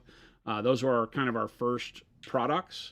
And then we had some other, like the MDF desk racks that you could store your paints in and things like that. So we had a line of products. And people kept saying, would you ever make paint? We're like, no, we never make paint. And then one day, it literally was because on stream in our house 3 houses ago, I was painting a Forge World model of, I always forget his name, the first captain of the Emperor's Children during the Horus Heresy. Henry Cavill. No. Oh. He would play him, though. It starts with an E. But anyway, I was painting that guy. He has a white cloak like most of the Emperor's Children leaders do, and I was painting the white with the airbrush, and I was using another unnamed company's paint, and it was just a tremendous problem like we know white is. A lot of people we were joking about it, and I was like, look, you know what? I'm just going to show you guys how to make paint. And I stripped it. The only time live on stream I have stripped paint off a model to repaint it was that. So that was the catalyst to Pro Acryl and ultimately Monument Hobbies. We were Slow Fuse Gaming, which was the title of the channel from 2000. I don't remember when it was 14 or whatever. Erebus, Lord Commander Eidolon. Eidolon, yeah. Plump Country. It was Eidolon. Erebus is Word Bears. But Lord Commander Eidolon. And I was painting Eidolon's cloak. Had to strip it down back and reprimed it, and then showed everybody how to make white paint. I basically showed you how to make our bold titanium white live on stream. We mixed it up using over-the-counter stuff you could buy at the art store, mediums and like Winsor Newton white, or I think it was Winsor Newton titanium white paint. And I made what became the basis for Pro Acryl. And I turned it into a liquid, mixed it all up, turned it into a liquid, put it in the airbrush, sprayed it. It was perfect on the first layer over black. So just fantastic. And everybody in chat said, oh my God, we would buy that. And so Jen and I started mixing it by hand with those expensive over-the-counter products and mixing it in small batch. And then we started to slowly buy other ingredients so we weren't, because if you just mix other products to get it, you're duplicating a lot of the material. And so we started buying individual components and putting it together, and then set out to find somebody to partner with to make it our way, because it was very different than other hobby paints. And that's what led us here. Ta-da! There you go. How much was a bottle of paint back then? What did we sell it for? Yeah. I think we sold it for, and Jen can help me with this, I think we sold it for $3.95. Okay. I think it was just under $4. That's pretty good. Just under $4. And we made, there was no money in it. Had we been good at business math, we probably wouldn't have ever. Chris actually turned my mic on for once. It's on. I don't think we were actually paying attention to what cost of goods equaled, so we probably never made a cent on it. But it was like, I can't charge you more than this, so I think we charged like $3.95. That's awesome. Who does number 2 work? Crabbysaurus, where is Monument Hobbies? Where is the Monument Hobbies monument? Yeah, right out front. So it would have made paint that tastes good. That's not it. We put donkey butt flavoring in every bottle of Pro Acryl. If you like it, that's on you. What? Okay. If you like it, yummy. That's on you. Speaking of donkey butt, that's on you. Welcome in, everybody. Welcome in. It's the day after Tuesday. We're All painting right. up Whiplash Willy. Okay. All right, what are you gonna do here, Jason? We're gonna do some highlighting on the duster, On the duster. on the Yeket, or we could start painting the wanted sign. Are you gonna do anything more with the shadow? What time is it? 3? It's time to go. Let's get the basis of the wanted sign, so I kind of understand how that's working on here. So we want to paint a wanted poster behind him, like he's leaning up against the wall that has the wanted poster. Back out one if you could. And so we got to think in terms of how we would frame that. He is very vertical, right? He's got a center line. The hat kinks off to one side, but other than that, it's very simple in its placement, right? We have a rectangle. We have another rectangle that can be drawn inside of it that he fits nicely inside. The only thing that really cants off and gives us any imbalance to the composition is his hat going off like this. So I probably want to have the poster go like this. Is this not at the same angle? This is at that one, so I don't want to make it at the complementary angle to the hat because that'll look too staged. We probably want to find an angle like this. Is he? You're talking about making a wanted poster behind him, right? Yeah. Okay. Like a big wanted poster. How big? Or we could do multiple wanted posters. Interesting. Okay. For like the whole gang. Is it a wanted poster of him, or is it going to be one of the other guys? I feel like we could do it either way. Yeah. I feel like the idea was that we could put them all three together, and there would be a wanted poster of one of them. I think they would each stand in front of their own. Yeah. Which would be kind of fun. Right? Yep. So we would have it be the Whiplash Willy wanted poster. So I think something like this. Oh, standing in front of their own. Yeah. Okay. Yeah. Yeah. But I have to do it in a way that you can see it. So it probably has to sit here kind of off to the side. So it'll leave more of the wall open on this side. And have the poster go over here. Right? Or I could do it to where the poster was on this side at that angle and drift it over into the like Sidewinder Slims. Yeah. Right? So there's a deal where when we paint each of them in series, right, that you can imagine the posters being visible between them. I see. Right? Yeah. But it would probably be better to do the Whiplash Willy one over here, then one that was kind of hung over in the middle, and then a third one that went in between Sidewinder Slim and Rufus. Might be kind of fun. All right. Because I'll probably put Sidewinder Slim all the way at the end, and then Rufus in the middle. I still like my canon lore of Sidewinder Slim being an actual cockroach size and giving you little tiny bottles. Like little tiny, like coming up to you and be like, like. I like how he goes, Why is he going? Because you can't hear what he's saying because he's so small down there. All right. I don't know what to think of you right awesome. now. It doesn't make any sense to me. He's a little guy. So then the poster would be huge. Yeah. Like massive. Right, for him, it would just be like the corner. He's standing there, and then there's the corner of the big wanted. All it says at the bottom is DEAD. Yeah, something like that. Something huge. Try the demon. What's going on? I finally got the paint. Oh, I finally get to paint with you guys. Hey, awesome. I'd love to hear that. Speaking of hungover, says Brent. Welcome in, everyone. Hey, great segue, Brent. You guys can paint this same texture trainer right now. It is over on. Oh man. Jason's just going hog wild with this right out the gate, giving everybody that moment for sure. Man, this is what I mean. You got to be fearless, right? You just got to paint. You just got to go for it. Got to paint. There's not any. This is not for the weak. This is not for the weak.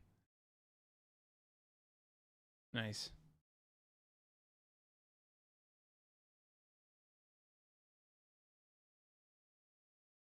Fallout says, I've been suffering from some frustrating painter's block.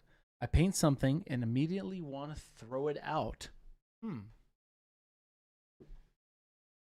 What causes that, Jason? Oh boy. That's a tough one because it could be something as simple as the things you're trying to do aren't coming out right. Is that the way you're feeling? Yeah. Like, are you trying? Here's a way to put it. How do you get rid of painter's block, Jason? You personally. Great question. I typically switch to another project is the easiest way to say that.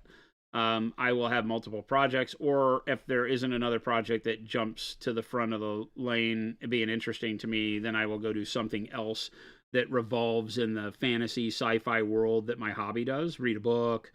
Sometimes it's as simple as going. I listen right now. I'm back in listening to the Gaunt's Ghost series. Yeah. And so stuff like that. I think that frames it pretty well. Yeah. Right. Mm-hmm. But that gives me a good where the poster's gonna go on there. So you switch it up. Yeah, so I think it's like, always having multiple projects on the desk is good. I have a ton here. So if this isn't speaking to me one day, I know there's something here that will. I'm just looking around. There's so many different models. There's definitely something here I want to work on. So that will get me going. If none of that is true, I just don't feel like doing it. Maybe I move to building a model. Maybe there's a project I would like to paint, but it's still in a box, so I can put it together. So I'll start building. As much as I hate building models, that might be the thing. And then that notwithstanding, I might then go into other things. It could be just take a break, play a video game, go sit with Jen and the dogs, take a few days off and listen to my books or whatever until I find that inspiration again. I think the big key is don't be afraid to walk away from the project before, if you can do it before it becomes something you hate and want to throw away, right? So if you find yourself fighting a particular technique that isn't working for you, maybe you're trying to do some freehand lettering and the letters are always crooked and you're getting pissed, you're doing the banner on the front of a dreadnought and you want it to have the name or whatever, and the letters aren't working out, just paint over it and clear it, clean slate it and walk away. Come back later. It's always okay to be proactively quitting rather than giving up, right? When you get to the state that you just want to give up, that usually comes with a lot of baggage and a lot of not making your hobby fun. So I'm always proactively quitting. I mean, you see it here on stream. People have been here, like we've been painting a model, and then all of a sudden I switch to a different model. Yeah. And I'm blatant about it. I'm like, I don't want to paint that right now. And it doesn't help doing this show if I'm painting a model I don't want to paint. You can be guaranteed that while I'm on stream, what I'm painting, I'm enthused to be painting. Because Chris knows, I'll just say, nope, I'm not going to work on that today. And he'll say, what's the title of the stream today? Are we working on this? And I was like, nope, I'm not doing that today. I want to paint this orc. Yeah. And so we'll put another model down because I'm sick of Whiplash Willy right now for whatever reason. Maybe it's just that I'm sick of painting in earth tones and I want to paint something bright. Or maybe it's that I really want to do some non-metallic metal today and we don't have any on this model. Or I really want to do a Space Marine and sick of the Wild West. Whatever it is, I don't let it get me to the point to where I force myself into doing something I don't feel good about. Right. I try, and that's only able to be that way because I'm not on a timeline. This isn't a scripted show, so we have the luxury of being like, we can swing to another process, and it might be jarring for some of the viewers. They're like, I really wanted to see you do that poster today, and it's like, well, give me some time. I need to build back up to it. Yeah. But that's kind of it. I think that's kind of the wisdom I would impart upon anybody who is asking when you have that thing, because I live by this credo that the worst thing in life is not losing that which you love, it's having that which you love become that which you hate. And so that is never more true than with hobbies, right? Because if you let a hobby grow into feeling like work, then you'll begin to dislike it, and you can dislike it to the point you stop doing it, and then you lose everything good it did for you. It was your getaway. It was the thing that you went and found solace in. It was whatever it needed to be. Don't force it into a lane where it can't be that for you. And we've done that video where we talk about that, which is like, don't have it become the unpaid bill. Make sure that when you sit down to paint, you're not expecting too much from painting, because it can become a lot more when you don't burden it with those expectations. The more you know. Hopefully that helps. I mean, it helps. Even on done models, you can always pick it back up and do a little something extra. That's right. Lyle says, thank you. Hey, there you go. Hopefully that does help.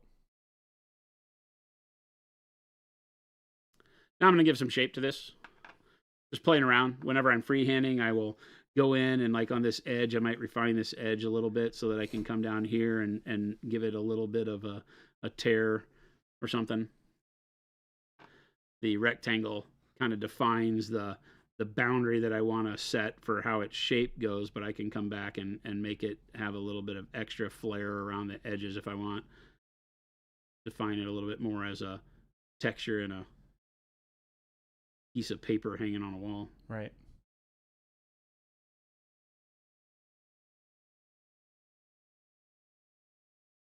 Spaznet says, I just go in the kitchen and see the dirty dishes and inspiration to paint comes immediately. There you go. I was going to say, yeah, think See, about all the other things you could be the- doing, and sometimes that makes you go right I'm back the to opposite, because then I'll be like, oh, I got to clean the dishes and then I can paint. Chris is a good guy. It's really Am I annoying. a good guy or am I Evil. evil? After all, what is a drama without a villain?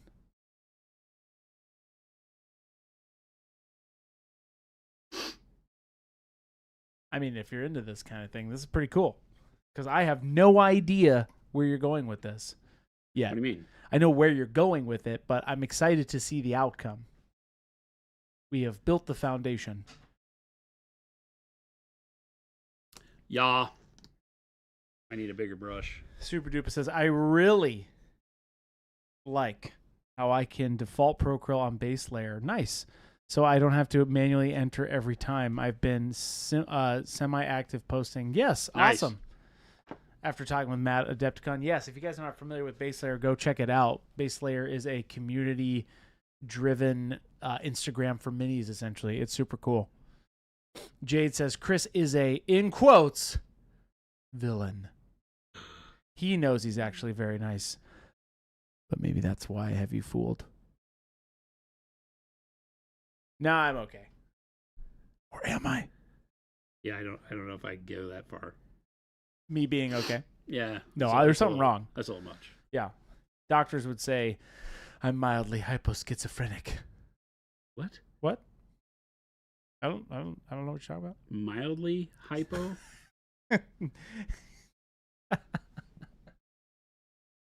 Oh, man, you're really going to town on this thing right out the gate. Whoo! Get ready. Buckle up, chat.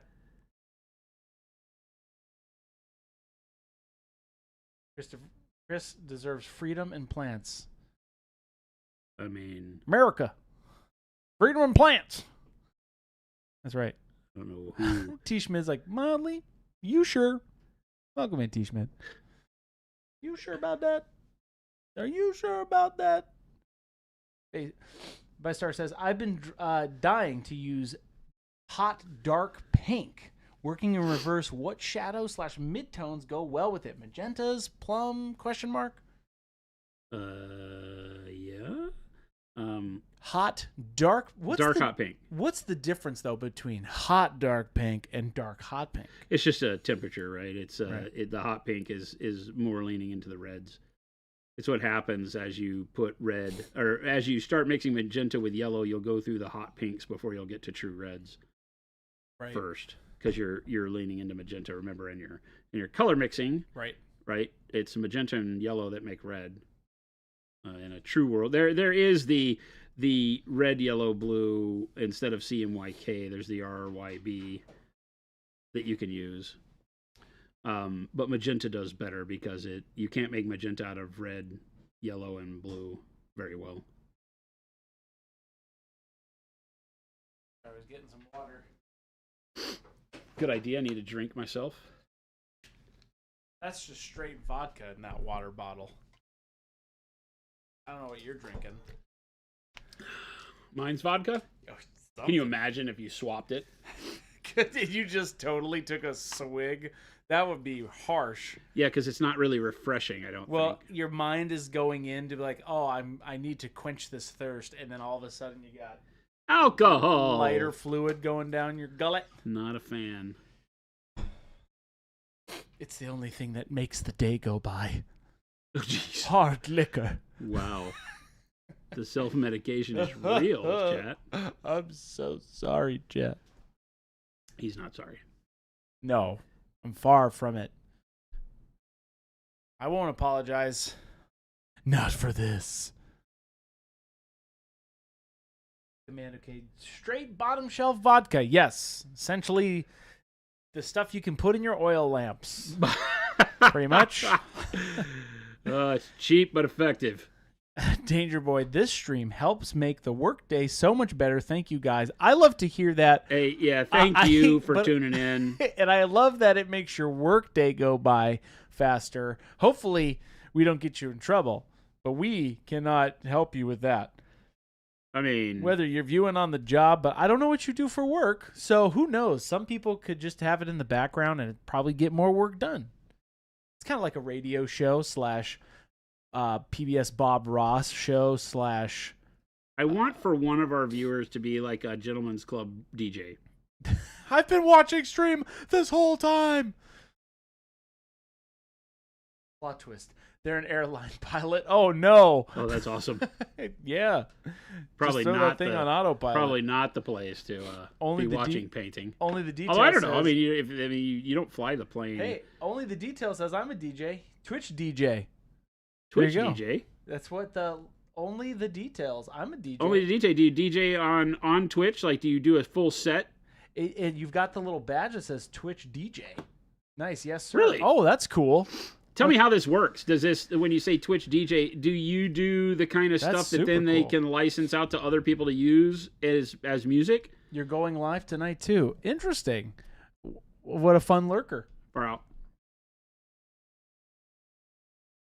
I know that at one point in time I got something in our long, illustrious history with Twitch that was like, you can become part of this program That's where dope. if you're a creator doing music, that you can have stations that they can link to others as their background music.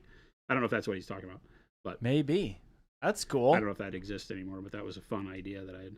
Dungeon Tales. I own the business, so I make the rules. Nice. Monument runs every day you're on. Nice. Dungeon Tales, we like that, a part of your bylaws of your company. Yes. Perfect. Monument must play on every television. I want this to be a thing. Monument Hobbies will play. I love how it always comes back to JFK. We're always like Boston. We will play for you. Only the detail says, I'm very new to painting and Warhammer, but yes, I signed on the program and it doesn't exist like that now. It's just more of a DMCA protection for them. Okay. Interesting. Cool. Yeah, cool.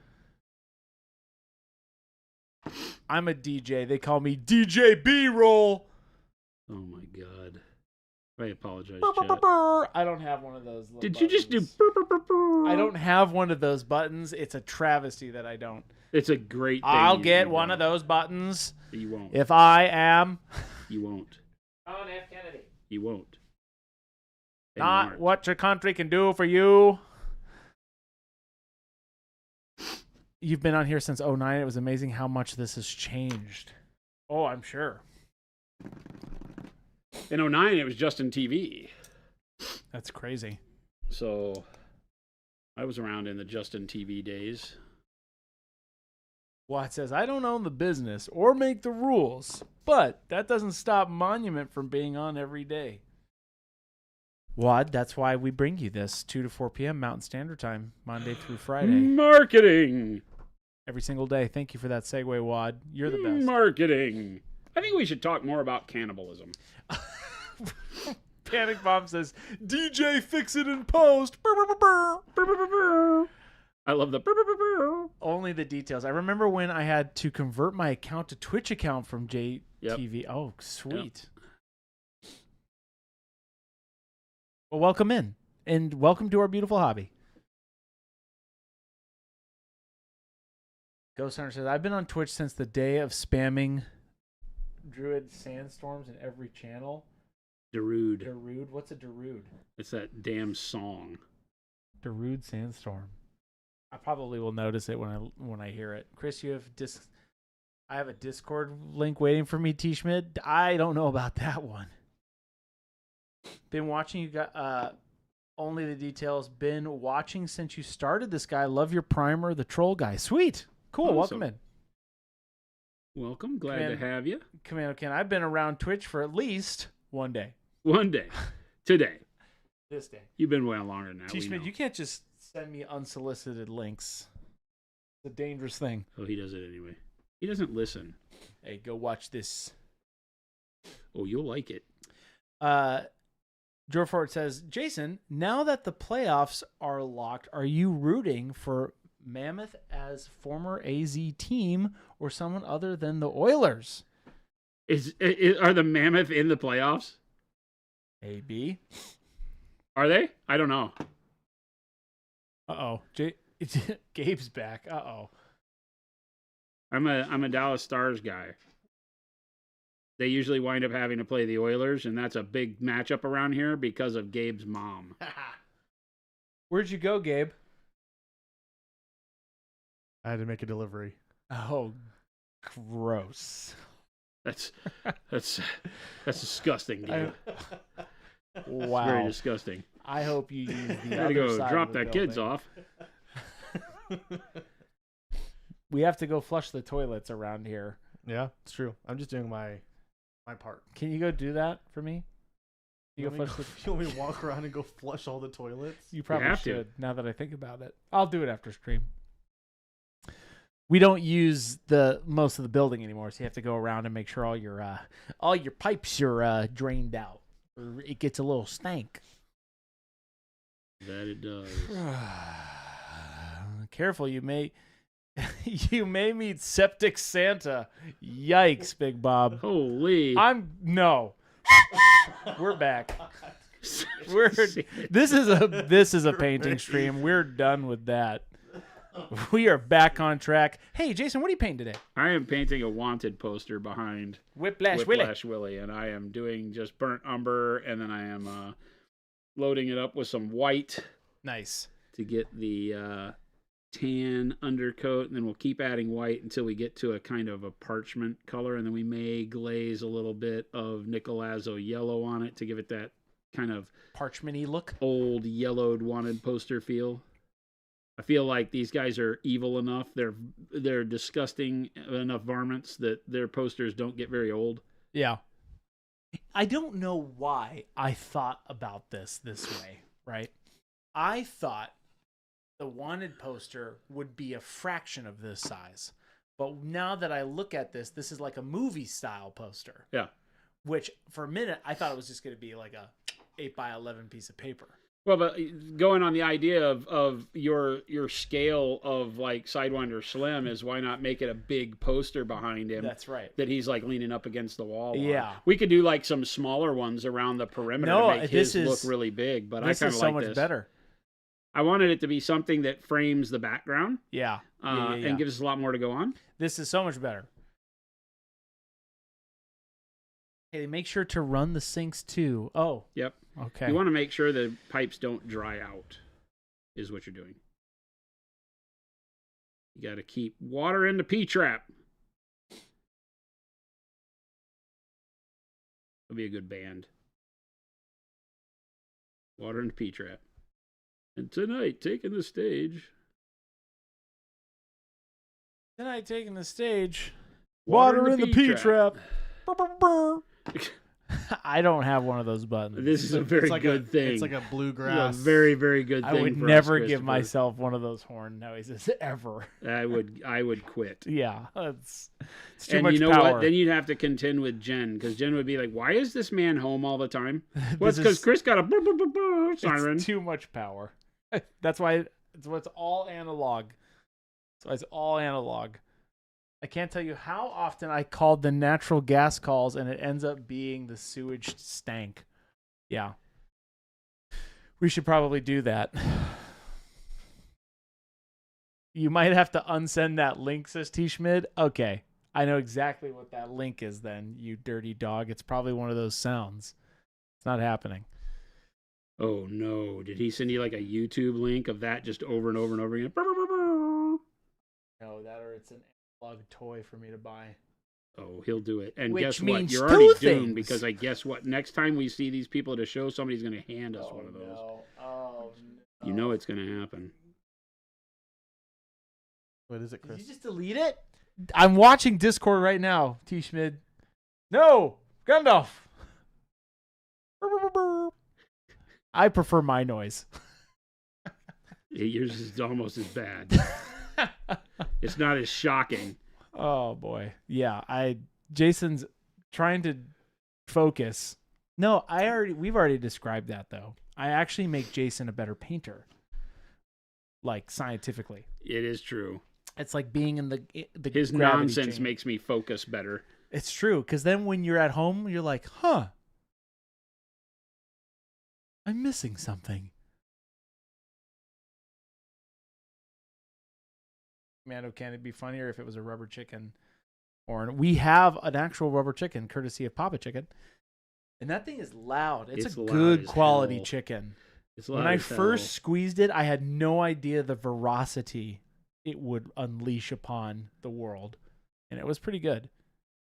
Have you seen the videos from the couple where the guy puts random noisemakers in his wife's exhaust pipes? No, but that's hilarious. Oh my god, it's so great. I forget what she drives, like maybe a little Mercedes or something like that, SUV. And he'll put like 5,000 kazoos. Oh, that's awesome. He'll tape together this whole thing and put it in the mufflers and we'll tape it to where it actually is airtight around the edge and the air has to go through the sound makers. And he put like, here's 130 kazoos, and he tapes it and they're all inside the mufflers or inside the exhaust, and she'll just get out and he'll, video it. It's probably all staged, but it doesn't look like it because he'll video as she's driving down the street and all the neighbors are laughing at her and stuff. And she's inside with the music blaring and can't hear it.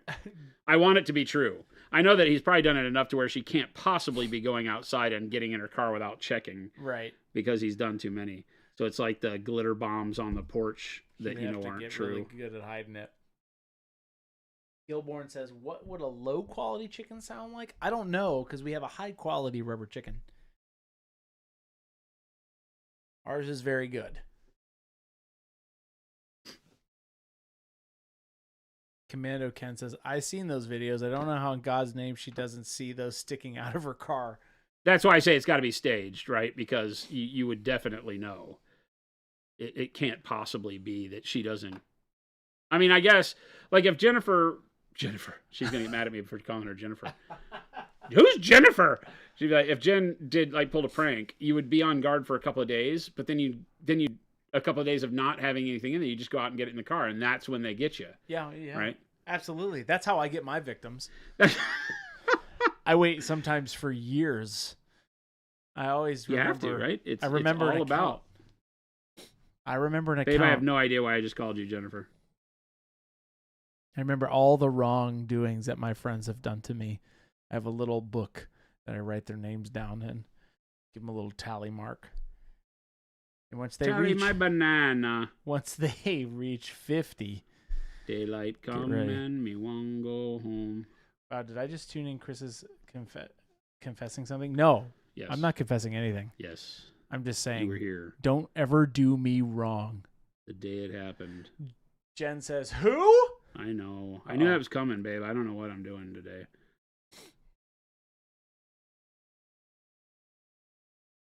Don't ever do me wrong. My old manisms.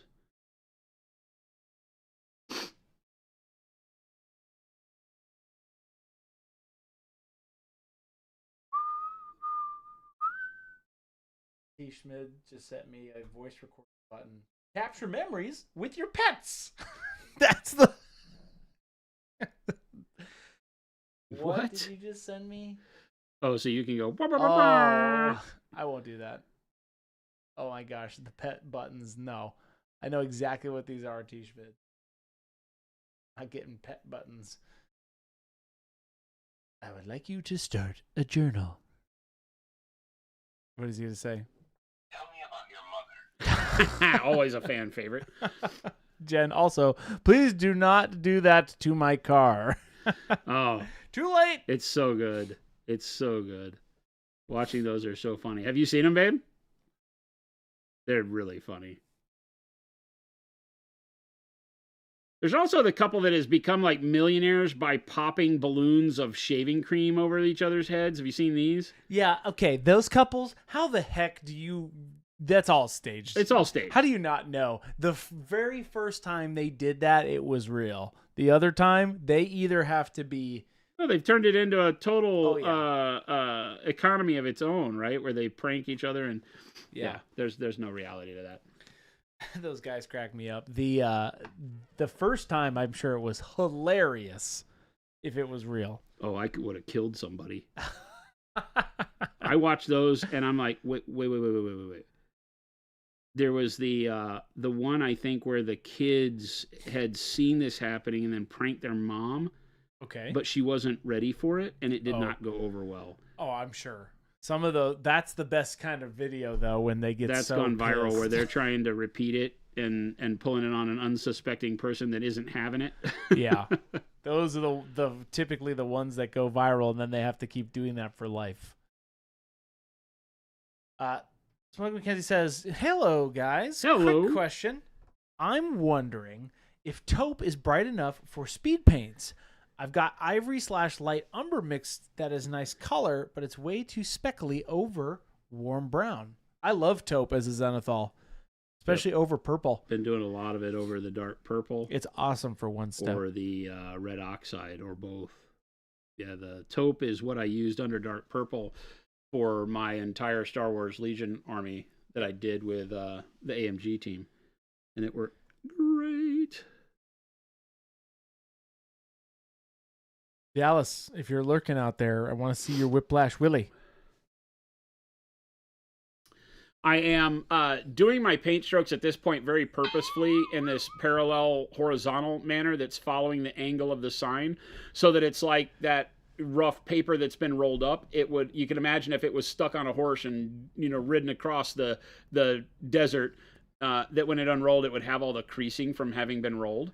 It's also a really good way to make sure that you can cover a big area with a smaller brush and make that texture work for you. So we'll continue to maintain this horizontal texture as we go, and it'll work like a champ. How's it going over there, Gabe? You all right over there? What's the problem with Gabe? Well, where do we start? Like, whoa, there we go. Okay, everybody calm down. I don't understand. Chris made a funny. I always make a funny. What did he make a just funny for about? you? He made a funny. I made it a great funny. He made a fantastical funny. And You're banned. And then he looked right at me because he knew I would laugh. Chris looks amazing. The whole thing is about the shirt is so good. Hey, that's Jason, but I will take that compliment. Thank you, K Shorties. I've done a great job. On what? On this guy. Did he just call me Chris? How the turntables have turned. Well, wait I am the captain now. Wait a freaking minute here. Mwahahaha.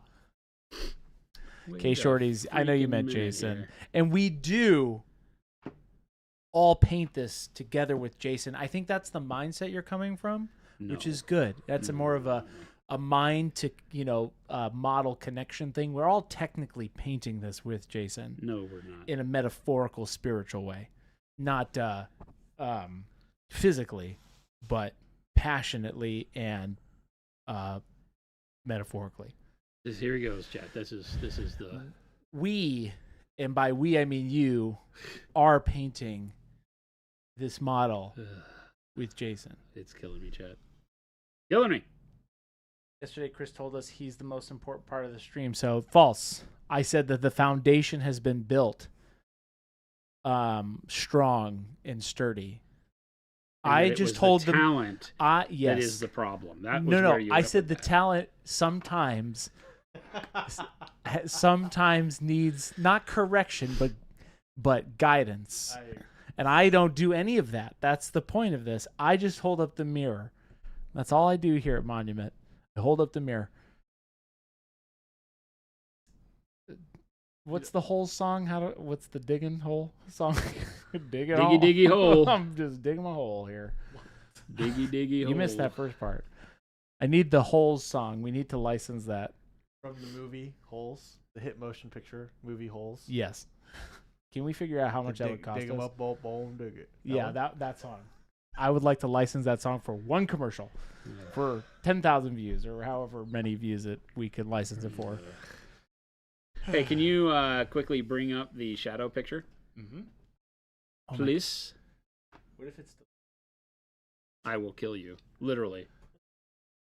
Get ready for murder, You need to chat. just pull up a picture of Shadow the Hedgehog, please.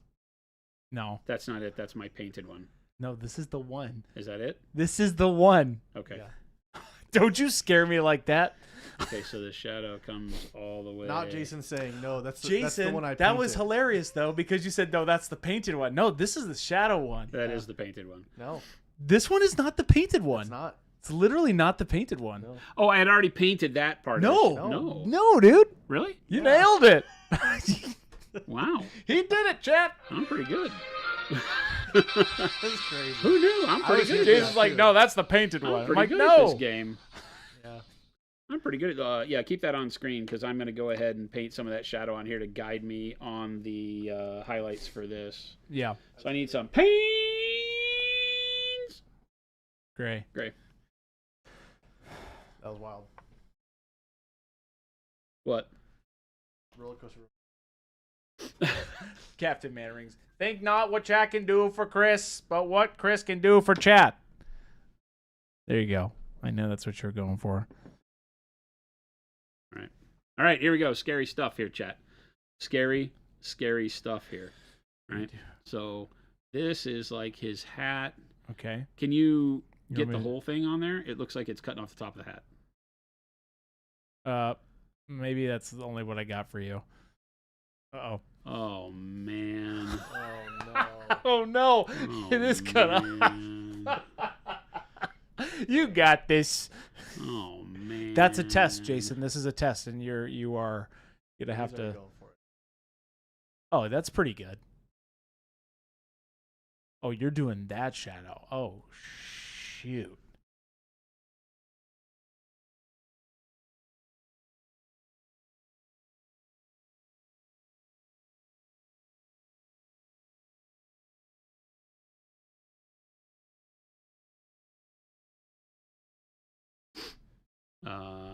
Is that all there is? That's it.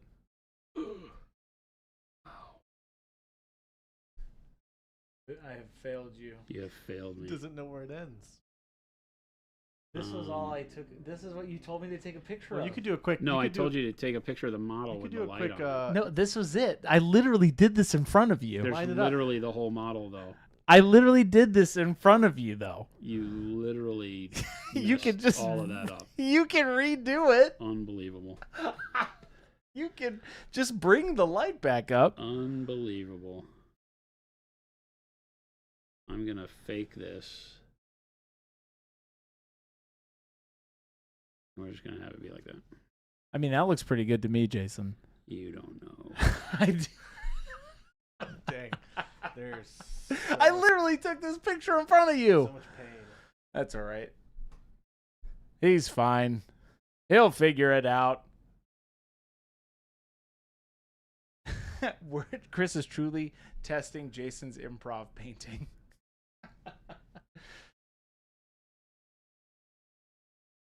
Oh, yeah, Captain Mannerings, for sure. What is that emoji that you just put in Captain Mannerings? On Twitch, it actually is like a little carousel of faces. It's actually pretty funny.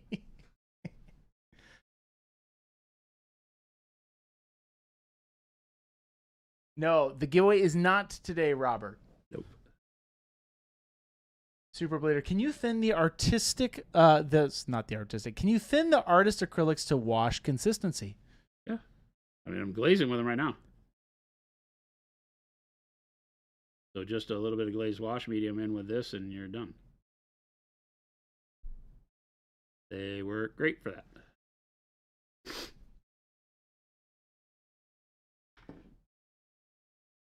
One of the things they do best because they have so much pigment in them that getting them to still give you the color that you want no matter how thin you go is much easier than with pre-diluted paints. 5-minute warning for not give. That's, thank you, Greeks. This is typically when I would give you the 5-minute warning, but I'm not doing that today. Why not? Because there's no giveaway today. Why not? It's not how it works, Jason. Why not? I typically give people 2 hours. Why not? It's just not how it works. I don't understand. Pinion paint. Oh, pinion paint. Okay, that's who that is. Okay, gotcha. I didn't recognize the little emoji thing. Wirehead, you can go to the bathroom whenever you like. even on giveaway days.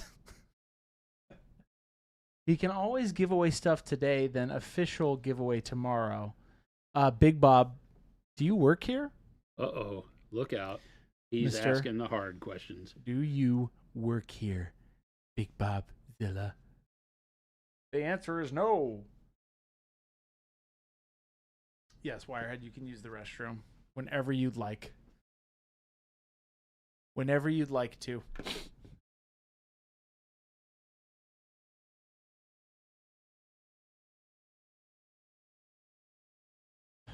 I could, says Big Bob. I don't know about that.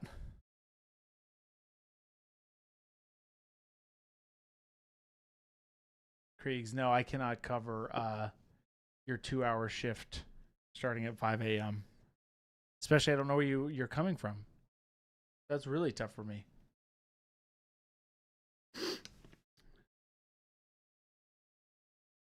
Kriegs, where are you coming from? Are you in Phoenix, Arizona? Which, like, you can go to the restroom whenever you like. I give you the courtesy of the 5 minutes. Okay, you take that picture down. Okay. Thank you, sir. No. Thank you, Jason. No, thank you. Kriegs, all in good. Oh, you're in North Utah. Okay. Do you guys think think color UV or regular resin with pro acryl, or maybe the expert acrylics? Has anyone been crazy enough to try that? Do you guys think color UV or regular resin with pro acryl? Do we think, or do we use? Is what I'm saying. Is you're probably saying? I mean, you can use pro acryl inside of UV resins and things like that for sure. Usually, the acrylic paint won't change anything about the curing or setup or anything like that. I use it in 2-part epoxies all the time for like water effects to color your water. Oh, I could color UV resin. Okay, that's what you're talking about. I figured. Yeah, you should be able to do all sorts of crazy stuff with it. Water-based acrylics are very, very good for that. Putting it into clear resins. Mostly for, like I said, water effects is where it lives in my mind. Gotcha. I'm sure you have all sorts of other things you can do. Heck, I don't know that you could probably put it into, I don't know about UV curing resins for like 3D printers. That might not work. I don't know how the UV light is affected by it, but I'm sure there's UV forums resin. and stuff that would do that. It may not cause any issue at all. I don't know.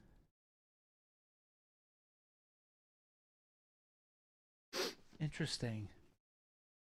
Right, that helps our shadow start to take form.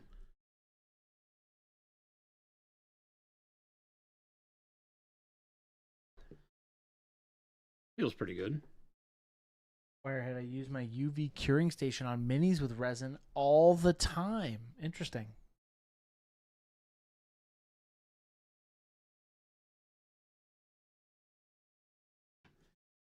Mr. Clutch himself. Question. Is there any reason to get the one-step set if I own the whole range, or should I just stick to getting the special sauce medium?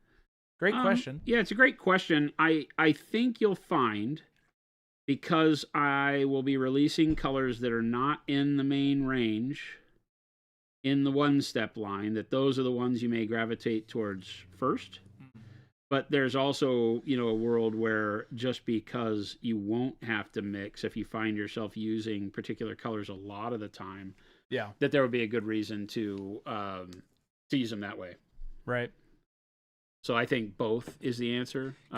Can you just get the medium? Sure, but you won't get graphite green. You won't get the crimson. You won't get a lot of the colors that are really, really good out of that main range of one step. So just be aware of that. Complete the collection. They all taste great. Don't eat the paint. Gilborn says, any plans to release those colors as standard PA colors? I make no guarantees.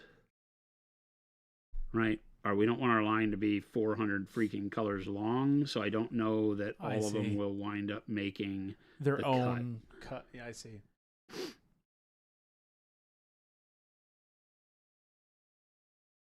K Shorty says, skin question, Jason.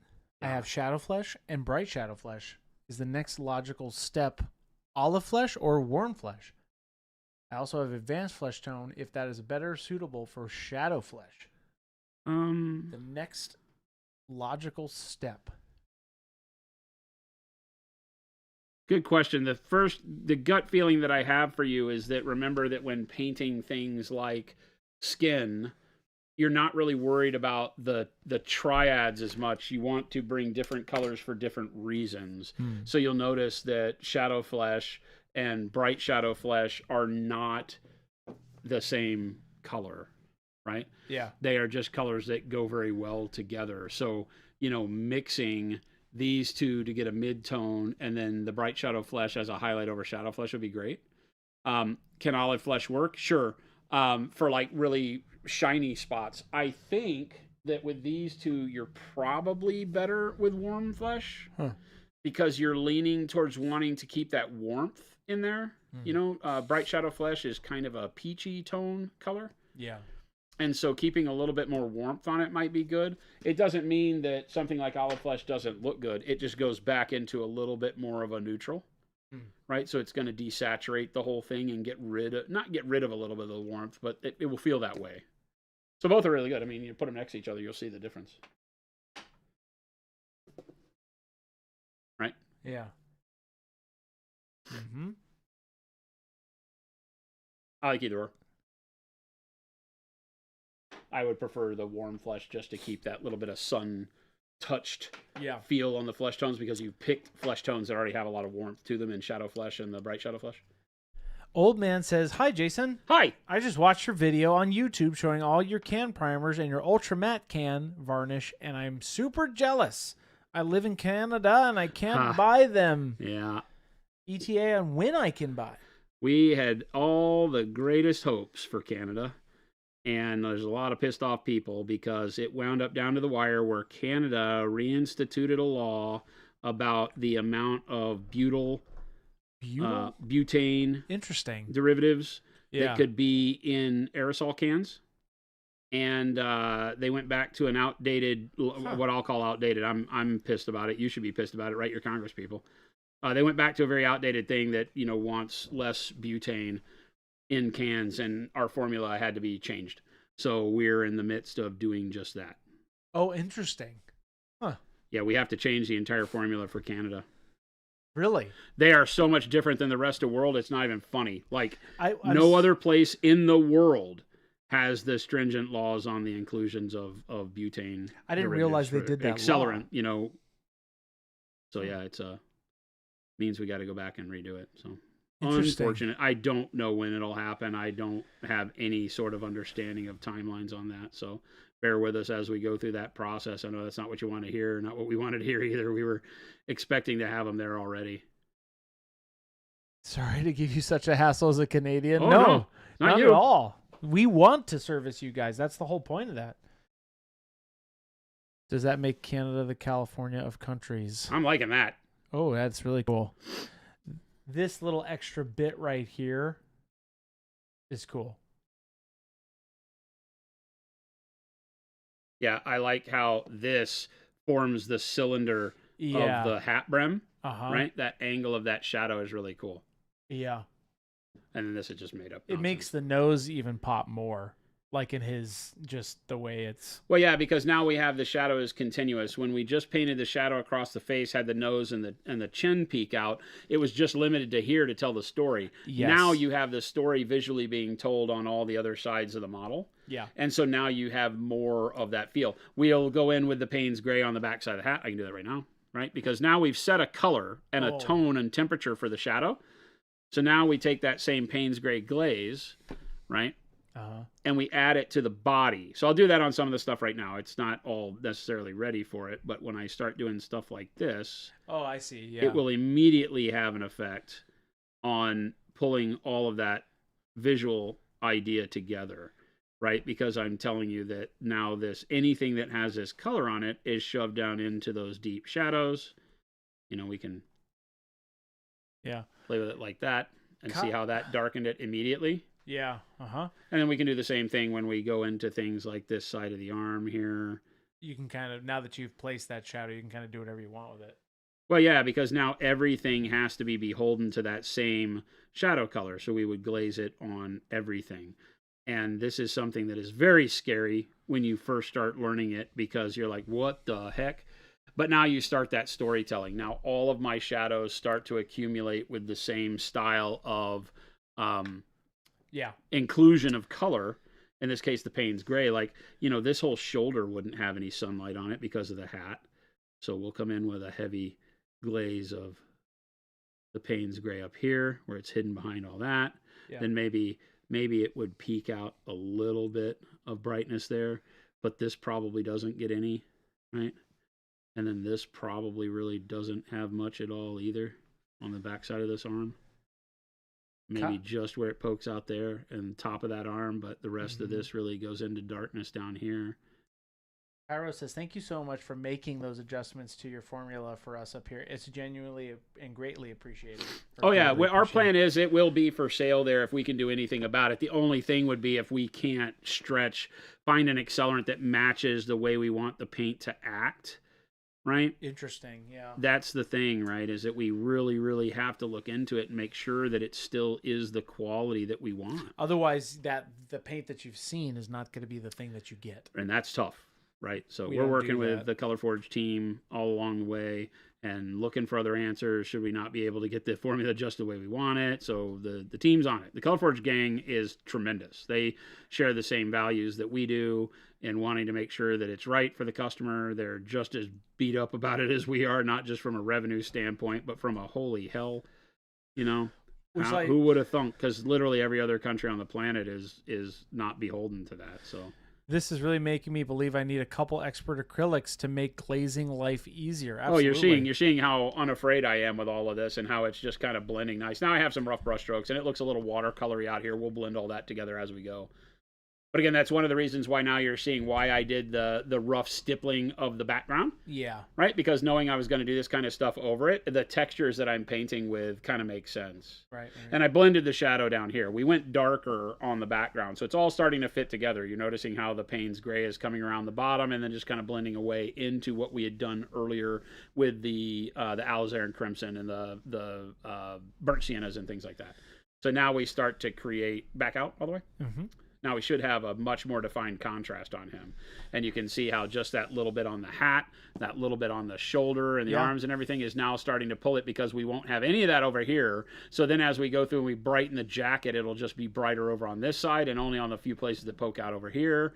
Same with the legs. As we go through and adjust all of our shadow like this, then it'll really pull all that together. But this picture of shadow here, this forced shadow on the wall, is going to tell a tremendous amount of that story. Yeah. Great. Yeah. Why not swap to a different propellant like nitrogen or CO2? That's something that they have to look at, right? It has to do with canning facilities and all of the stuff that comes together to make it work. And does it give, because the accelerant in ColorForge cans is specifically done the way it is so that you get the closest to 100% usage of paint. So the amount of pressurization that comes in the can with that accelerant, it has to be able to withhold that kind of pressurization so that when you push the trigger, when it starts sputtering and the can's empty, that you've gotten your value out of it. That was one of the big things they went to the table with. And so that's not true of every accelerant that you put in there. Some of them don't last under low pressure, right? So they aren't going to be able to give you what you need at the tail end of the can. We've all had spray cans where there's still stuff in there. Yeah, but you press a button and you get no air. And so we have to be very careful with that. The cans are already bigger, so they have, it's weird that ColorForge really does have the same mentality that we do. They control their process and their formulation. They do 500 ml cans as opposed to 350 ml cans like everybody else does. That's harder to do because not all canning facilities that do that type of stuff will work with a larger can. And then having that kind of accelerant in there at that volume now puts you at a greater risk of all the flammability and all of that stuff. So we got to work around all the hazmat issues and things like that. So. Cool. I'm really happy with the progress on this guy. He's really starting to come to life. What do we think, chat? Do you kind of get the vibe of where I'm going with the wanted poster? I think we got a little bit done on there. The shadow of him darkening up the poster on this side. We'll continue going with that. You lose a little bit where we have to fake it because he's not, only half of his body is on this thing. right? But So you lose a yeah. little bit of the dimension as you go around to the back where we have the poster, but I think it's pulled off pretty good here. I mean, yeah, it is pretty cool. I'm really happy with that. The That shadow looks really effects. good. The shadow Even though effect Chris came out. cut off the picture and I had to make it up, so it's fine. All right. Okay. Okay. I get it. Gabe gets it. I don't get it. We understand. Gabe says I don't get it. Hey, I think you did pretty good for my mistake. I guess. Super duper. The hard shadow is wild. It's really cool. It's definitely and it's a interesting stretch. that the hat takes a bend, but the shadow doesn't, and that's done straight off the picture. So that's something where the reality doesn't make as much sense as it might ought to, because you see the bend in the hat right here. But remember, the light is not absorbing that bend. The light is talking about what the front of the hat looks like, right? The front of the hat is straight. Yeah. So that's what's casting the shadow, is this right here. So the shadow is based off the shape you see here, not the shape you see here, which is interesting. Mm-hmm. Yeah, he looks cool. So these guys are so fun to paint. Whenever you start looking at doing backgrounds like this, it changes your view of just painting miniatures, and I'm hoping that's what's coming across to everybody that's watching, everybody that might pick one up and paint, is that you now get to place your miniature in an environment where you get to include the environment all around them, right? It's like, now I have a light source, now I have the color of light that I want to put, I can make this, I've done a lot of yellows on him already to give it that kind of deserty feel, and the coloring of the background like a beat up stucco, dirty Western stucco, and then we'll do the wanted poster. We'll do more work on that tomorrow with getting the highlights right on it, and then the freehand. I left it very open and flat, just curling the top corner of it so that we can get the lettering on there very good. I don't know what I'm going to do for the picture because I need to be able to make it look like him without a lot of space. So we'll figure that out. Yeah. Willy looks villainous just enough. That was what hiding his face in the shadow, I think, Yeah. did, right? Just having the nose and the chin poke out is a lot of fun. Super Duper John, I'll have to look at what you're talking about in Discord. Super Duper John, are you here tomorrow? Super Duper John is here in studio with us Super tomorrow. Duper John will be in studio with us tomorrow. That'll be fun. He's going to hang out. We might have a giveaway tomorrow.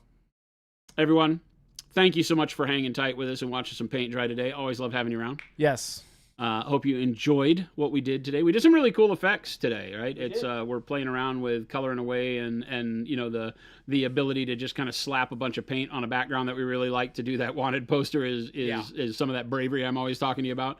So hopefully you got a kick out of that, and we'll continue with it. But as always, we really appreciate your time. Make sure to click the links up there, hit the follow and the subscribe button on the platform you're watching on. We do this live on Twitch, Kick, and YouTube Monday through Friday from 2 p.m. to 4 p.m. Monument Standard Time here from the current Monument Studio HQ. That's right.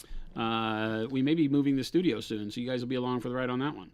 But make sure to check out all the links. Go to monumenthobbies.com, monumenthobbies.eu, our global stores where you can purchase your own pro acrylic brushes and amazing miniatures. That's right. You can go get your own Whiplash Willy to paint. I would love to see everybody's take on this guy. You know what? Even if you just rattle can him gold and put him in a cool frame and hang him on the wall, I love when people send us pictures of how they've used these.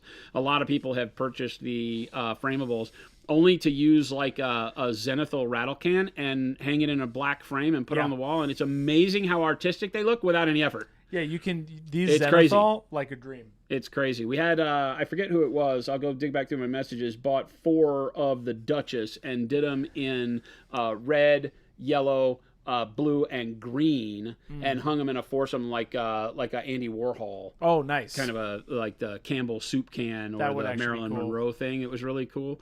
So those are really neat. So a lot of fun you can have with them. I'm always impressed with people's inspiration on those. So it's great. But thanks so much for hanging with us. Stick around. Chris is going to find us somebody to raid, so show some love in the channel we wind up in, and enjoy the hobby goodness as you move out through the rest of your... Oh my gosh, it's Wednesday. Yes. Holy hump day. Enjoy the rest of your Wednesday. We will catch you back here tomorrow. Adios.